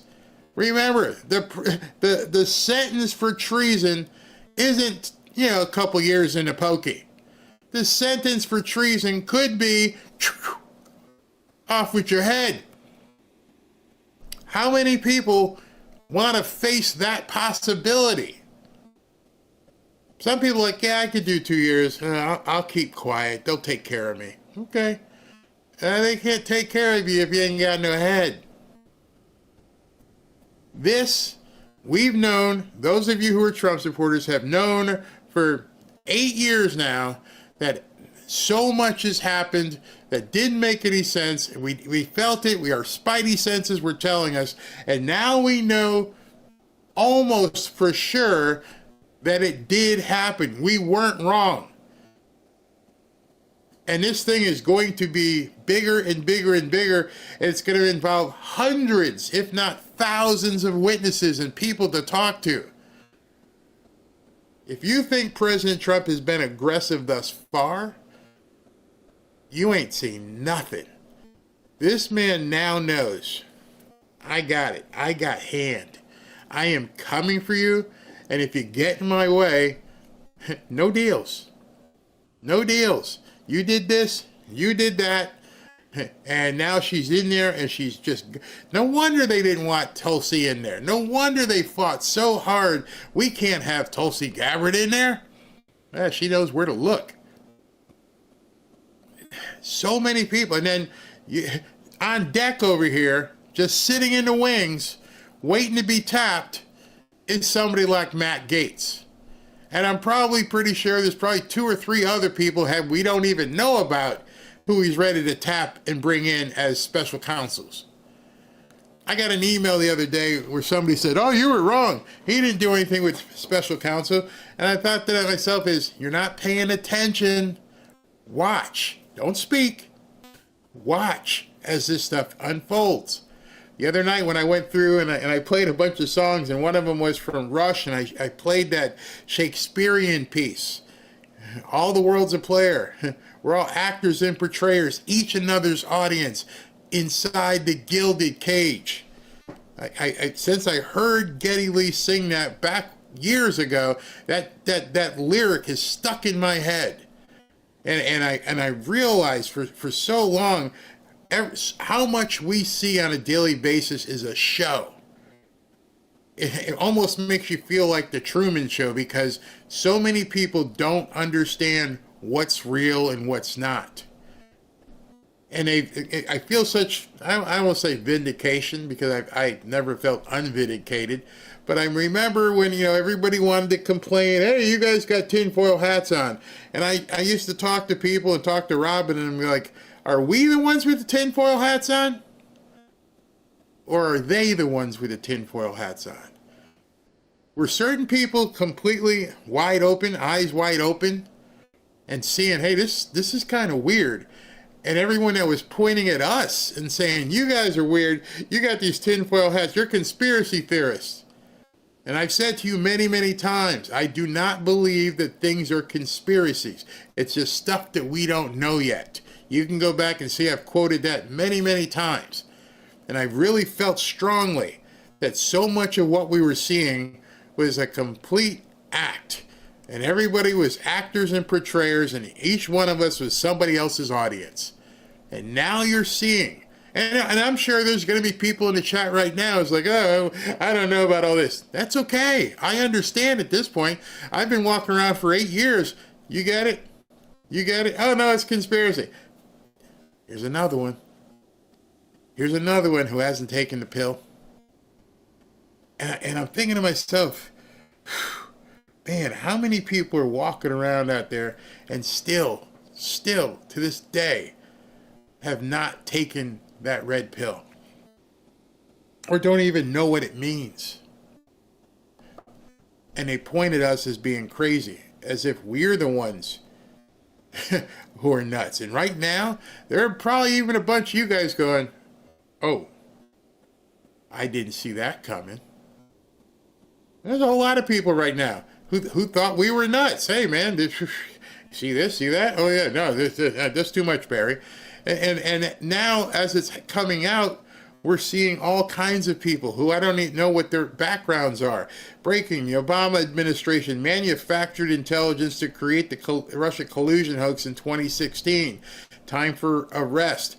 The Obama admin leaked false politicized intelligence reports to the media in order to create the Russia hoax, which would drag on for years. How many of you can raise your hand right now and say, I firmly believed it back then?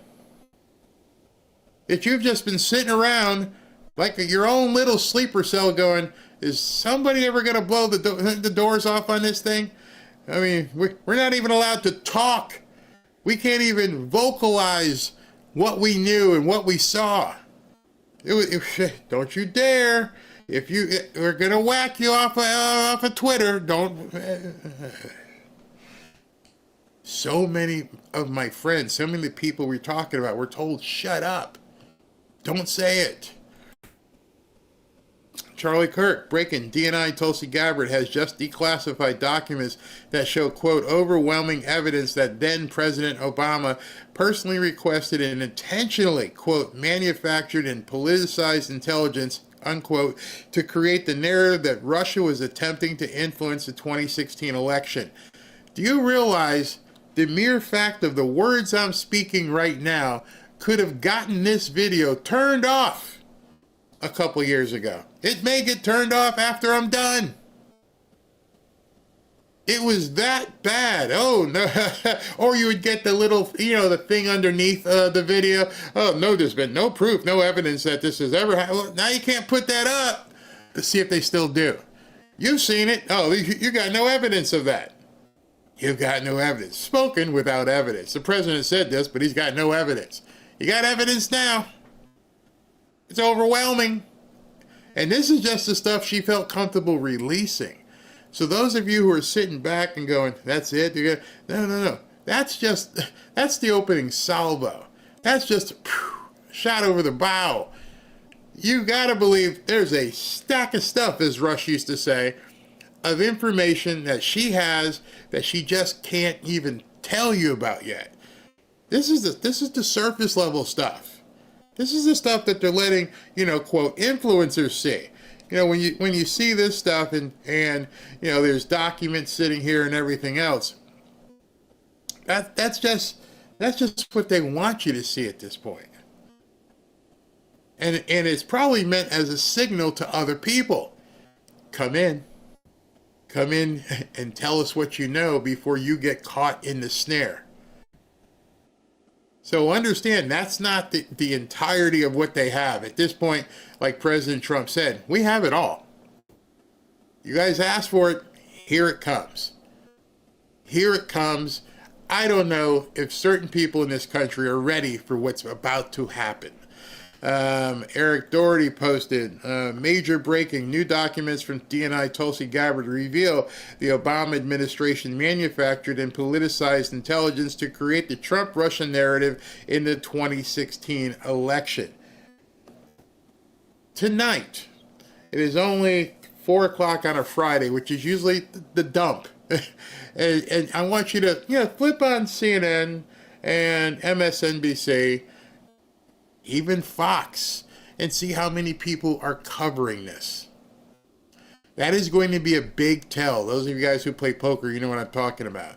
But who's going to take this on? Who's going to begin talking about that Tulsi Gabbard just dropped all this information? And then figure out who's not talking about it, who still hasn't realized they're already caught. This could get really, really crazy very quickly. Yeah, I'm sure there's some Fusion GPS stuff in there. Lisa said, sphincters are tightening. For sure. We are on the edge, cutting edge of a societal evolution or revolution. Barry, I noticed no mention of Hillary. Exactly. You only heard 4 names, right? Clapper, Brennan, Comey, and Obama. Why would those names be the only ones there? Because that's a titular head. Those are the heads. The head of the CIA, the head of the FBI, the president at the time. So understand, if she's naming the top, that means everybody else below it's stuck. Better watch the airports. But they're already watching the airports probably. So there's no reason to name Hillary because they just told you where the net begins. See, it would be one thing if they mentioned Hillary and then didn't mention Obama, being like, okay, Hillary was responsible for all this. And at this point, Hillary is small potatoes. She went for the top right off the bat.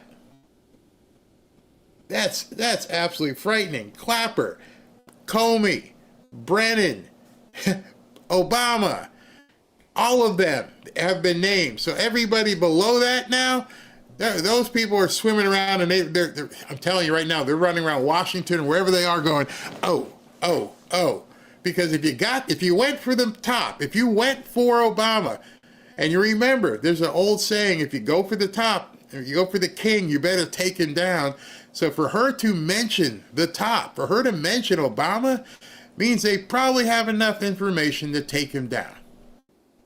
And if he is in their targets, all the other little fishies who probably thought he and those guys would protect him, now they got to be freaking out. Now the key is, what can they prove? And where can they prove it? If they go to Washington, is he going to get in front of some judge that's going to just look the other way? I don't know. Somebody said the MSM, where is that? Nothing like a light appetizer when experiencing an 8-course meal. Oh yeah, the MSM is getting their lawyers on the phone right now. Yup. There are a lot of people on a Friday afternoon calling their lawyers going, oh no, they got it? No, he had it. He just decided now you pushed them to the point where you pissed them off. I don't know what the timing has been, but as I mentioned yesterday when we were talking to Alfredo, one of the things that's very interesting is when something happens, it didn't happen like last night. This has been in place and has been worked on for quite some time before it's like, okay, ready? Let's drop it. This didn't happen yesterday, didn't happen this morning. This has been something that's been going on for quite some time in the shadows, and nobody knew it was coming. And now here we come again. Boom! 4 of them talking over poker, smoking their cigars. Lawyers are going to be busy. Oh man, this is epic. Politicians are good. Oh, you might see some people walk off into deep waters. It can get really bad. Thank God I was excused from jury duty. It is today, and I'd forgotten with all this excitement. And understand, this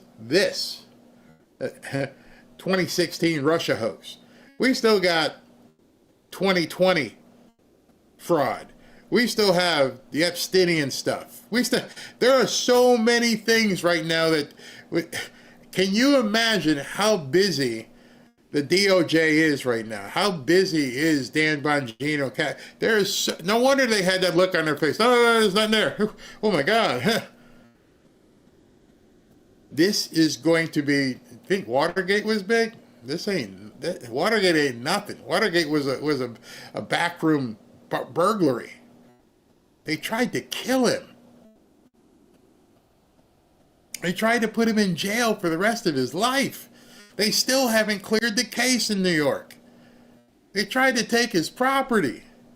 They went through his wife's underwear drawer. They kicked in the front door of his mansion. And they all thought they were getting away with it? And I'm the one who had a tinfoil hat? Tonight might be a good day for you to guys look into von Clausewitz. And you might want to go back and look at my video about Art of War with Sun Tzu. Because now this stuff is, forget the tinfoil hat. I'm fully entrenched in realizing what's going on at this point. You call me crazy all you want.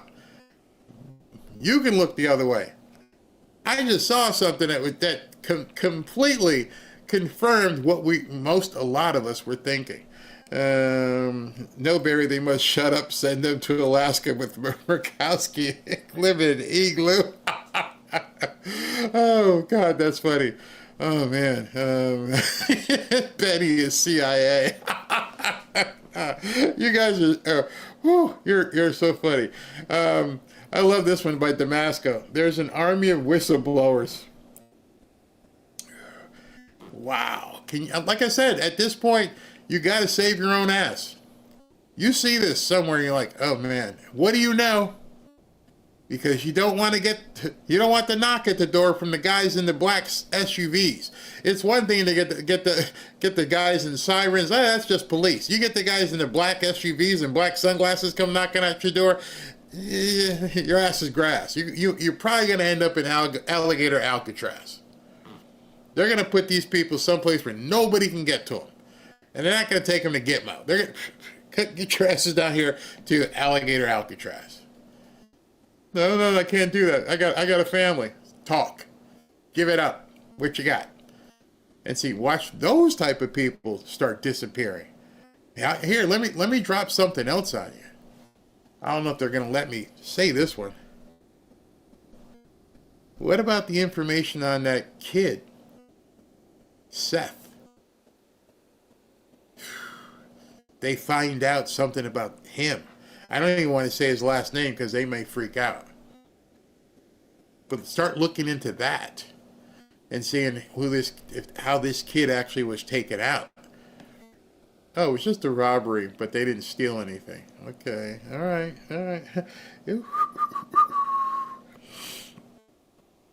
Maximus, there's a lot of Dems right now that have a bad case of trouser chili.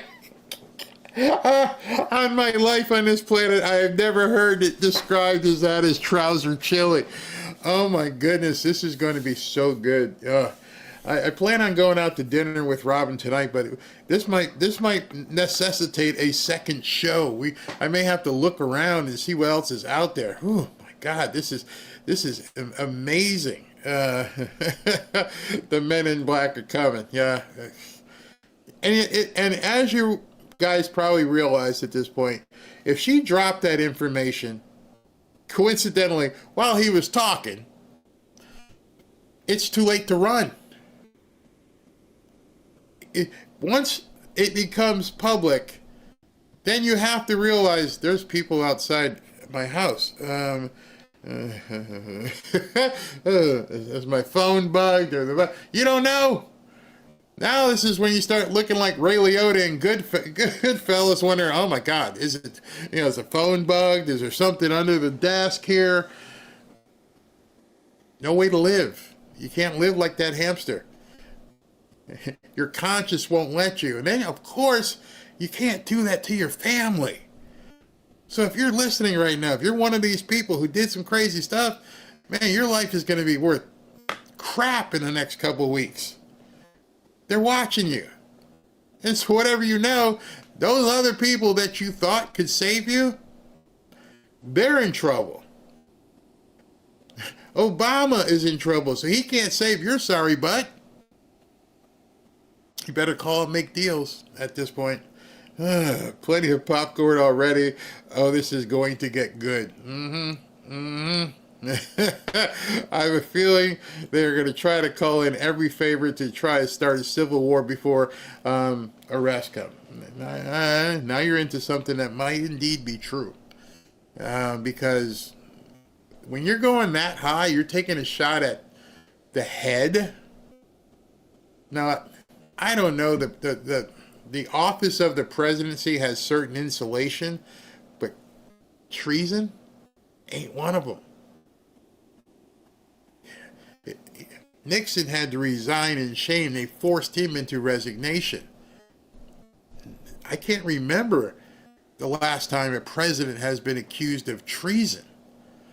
I mean, that's over and above at this point. I don't know what kind of presidential safety nets you would have. Man. There may Biden gate turns out to be what worse than Watergate. Oh, this is much worse.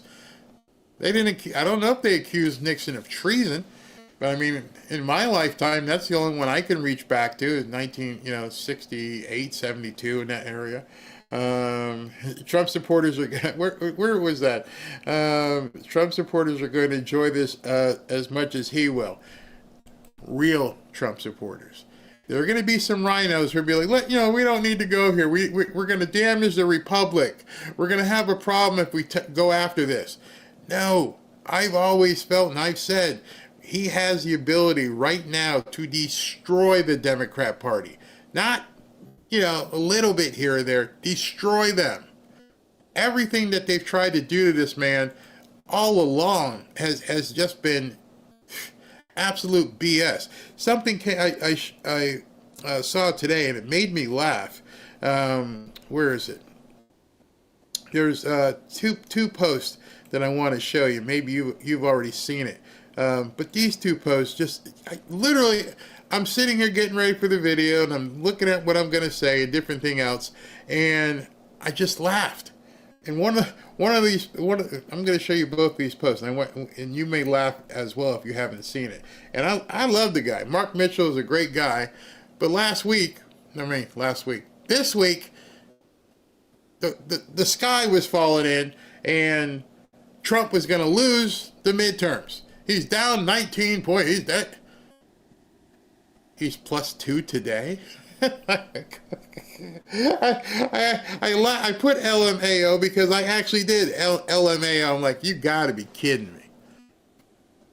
Anybody quoting Pulse and all this kind of stuff, it's comedy at this point. How the hell? You're looking at fickle people who don't know what the hell's going on. And you're asking them questions. They're like, yeah, I don't like what he's doing. Now go back and interview some of these people who just, when they finally digest that they're going after Obama, Brennan, Comey, and Clapper because they did treasonous activity, now what's his number going to be?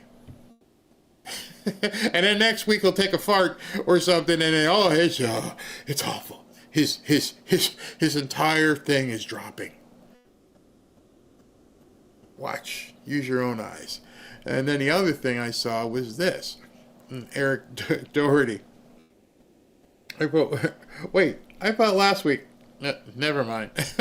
Because he's like, Donald Trump is now more popular than Barack Hussein, Obama, and George Bush at this point in their second presidential terms. A stunning blow to the narrative Trump is hemorrhaging support.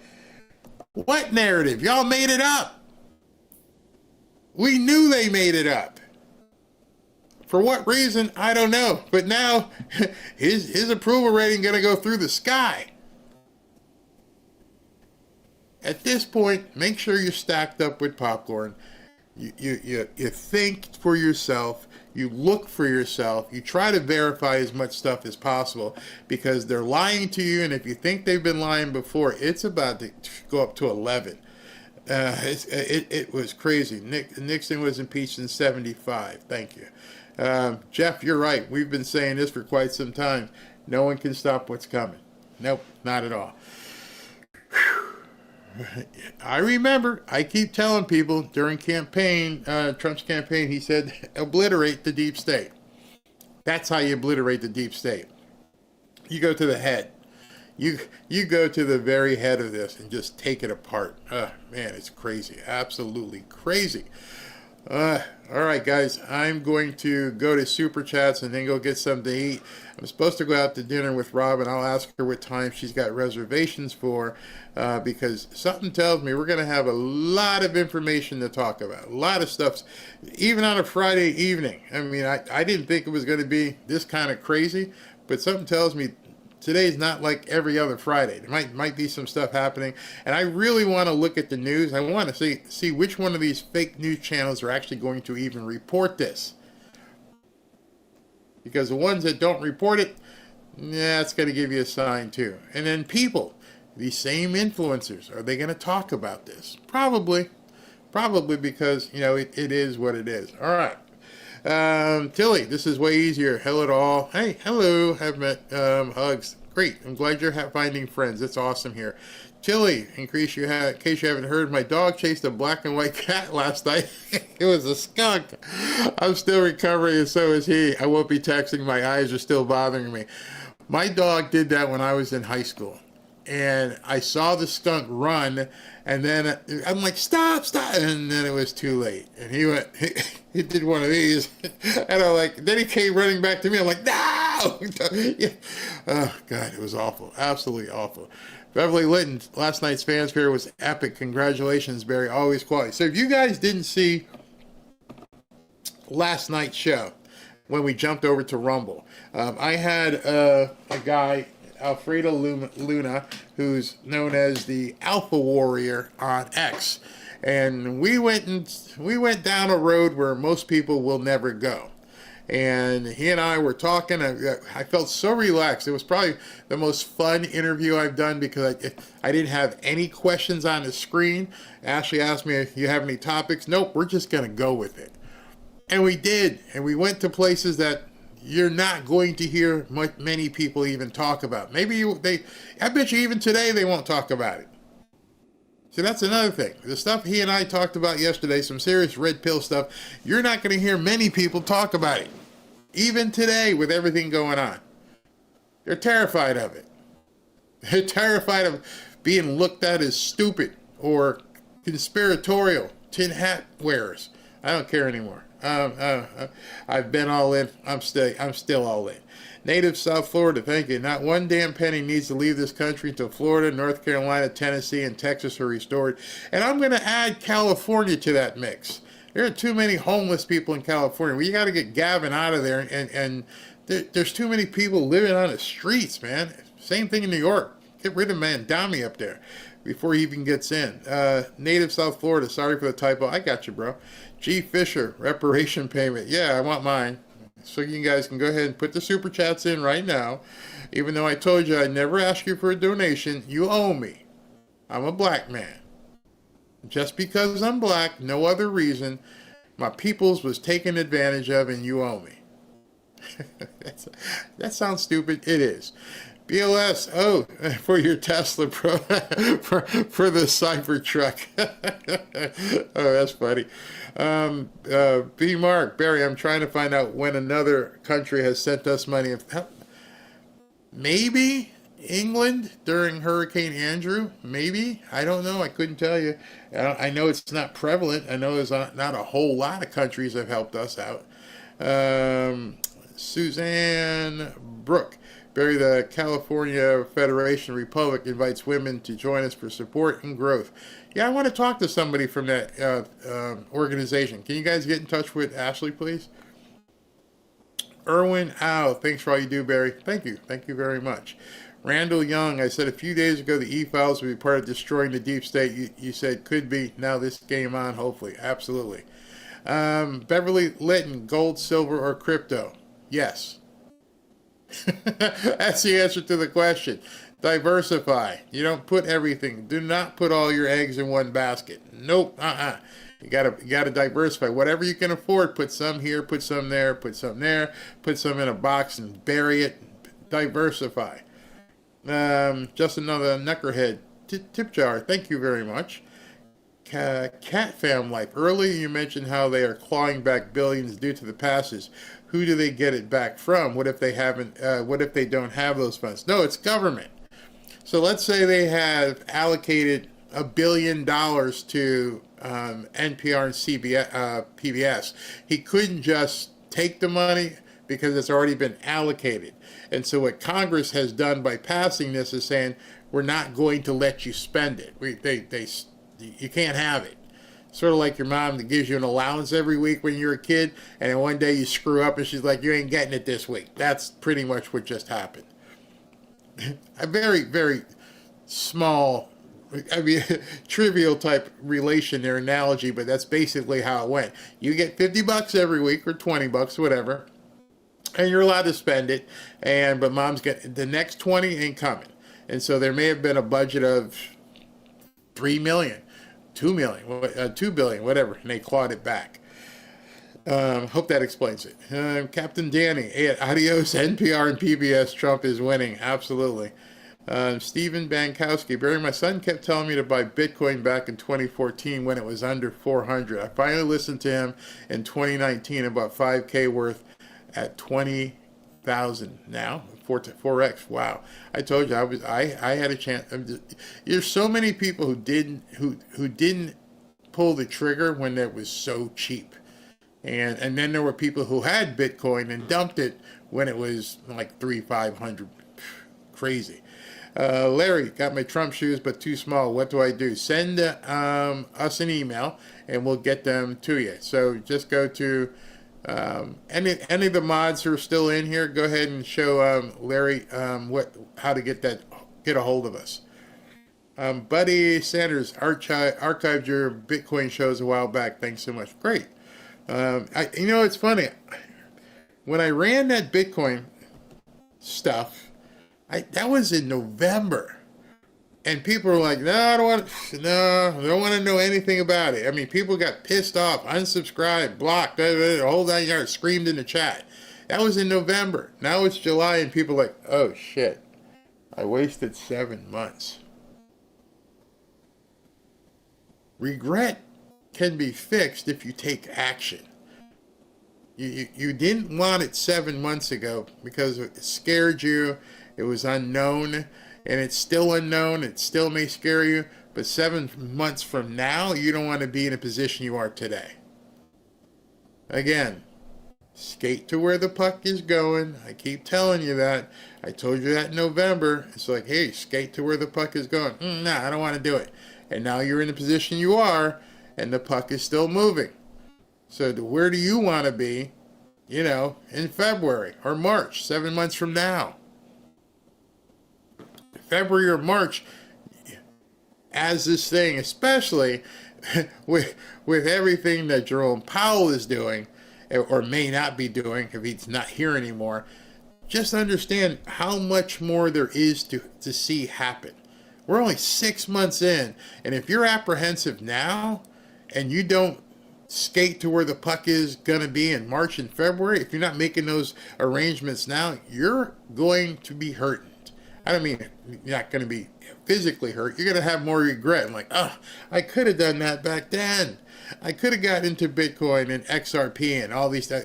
From what I understand, BLS and Marcus crushed yesterday in XRP.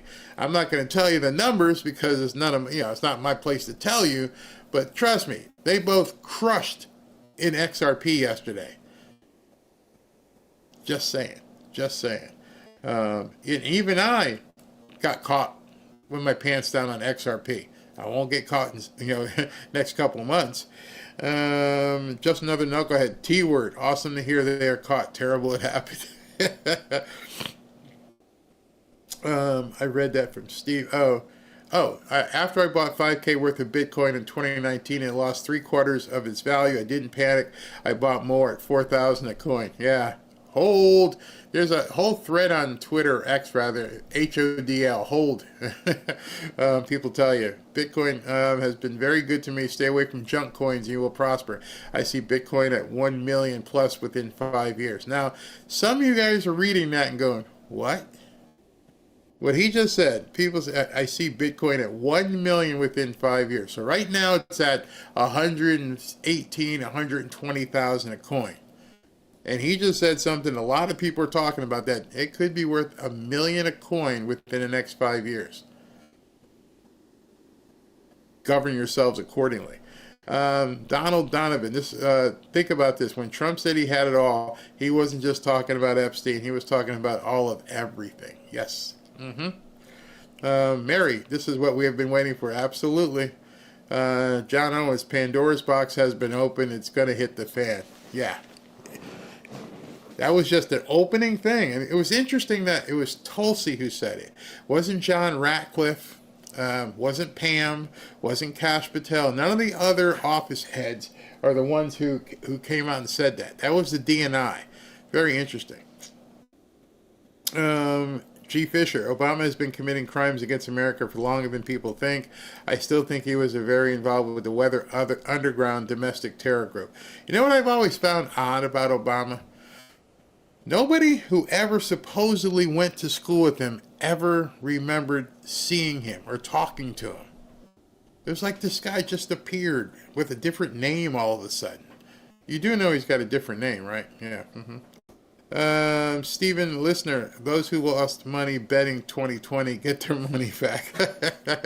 Midas, what are you over there grunting for? He's over there on his back just kind of playing. He's getting antsy. Beverly Litton, I hope the prosecutors have a battalion of top-notch gladiators with packs of mastiffs guarding them. You bet. Maybe even military at this point. Did you notice when President Trump walks into those rooms and he does those speeches in the White House that there's probably Secret Service embedded? I'd love to ask Maximus, somebody, but there's never a Secret Service lining the crowd. It's always people in white military garb. I don't know if you've noticed that. I'm like, oh, okay, that's interesting. Military tribunals, perhaps? Oh, I hope so. I hope that's what the alternative use of alligator Alcatraz is going to be for. Justin, no, Knucklehead loved Alfredo on the program. You should have him on once a week. I was mesmerized by what he was telling us. What about what I was telling you? Yes, we're going to try and get him on more often. Shy, where'd that go? Shy RLC looked it up. Tribunals on politicians can only be used during wartime. Hasn't our president said several times we are at war? Yes, he has. Yes, he has. See, a lot of people will read laws and not pick up, like you just said, what he has said. We are at war. And you've heard me say it many times. We're at war. We're not seeing a conventional civil war, but we're definitely at war. Dave the Patriot, Obama might need to go live with ISIS that he made. Good. Thomas Schuster, I can't stop dancing.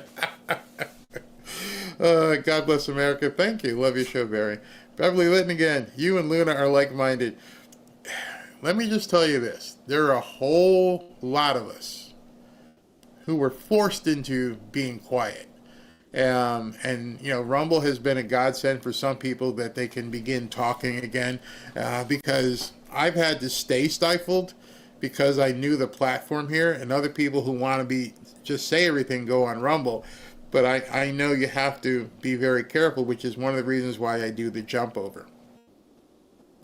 1776, Barry, it's not for reparations. This is for working so hard, giving us great content. Love you. Thank you very much. But I'll take the reparations, bro. Yeah, I've been oppressed. I've been oppressed. And the old bank fisherman, APLD. I'm going to have to look that up because I don't know what that means. But anyway, yeah, this has been a very interesting day. So, like I said, Sunday I'll rerun the crypto stuff. If you guys, just to let you know, if you didn't see the interview that I had with Alfredo, you can go to Rumble and see the entire, I don't know, hour and 15 minutes or so. Also, on the on-demand section of my YouTube channel, I posted a segment of the interview when we found out live what Pam Bondi was doing. So he and I were talking, and I'm looking over here at the chat, and people in SV's texting me. So he's talking, and I'm like, hold on, we got some news, and we went. I show you from that section when we saw that to how we talk. So that video is posted on YouTube right now.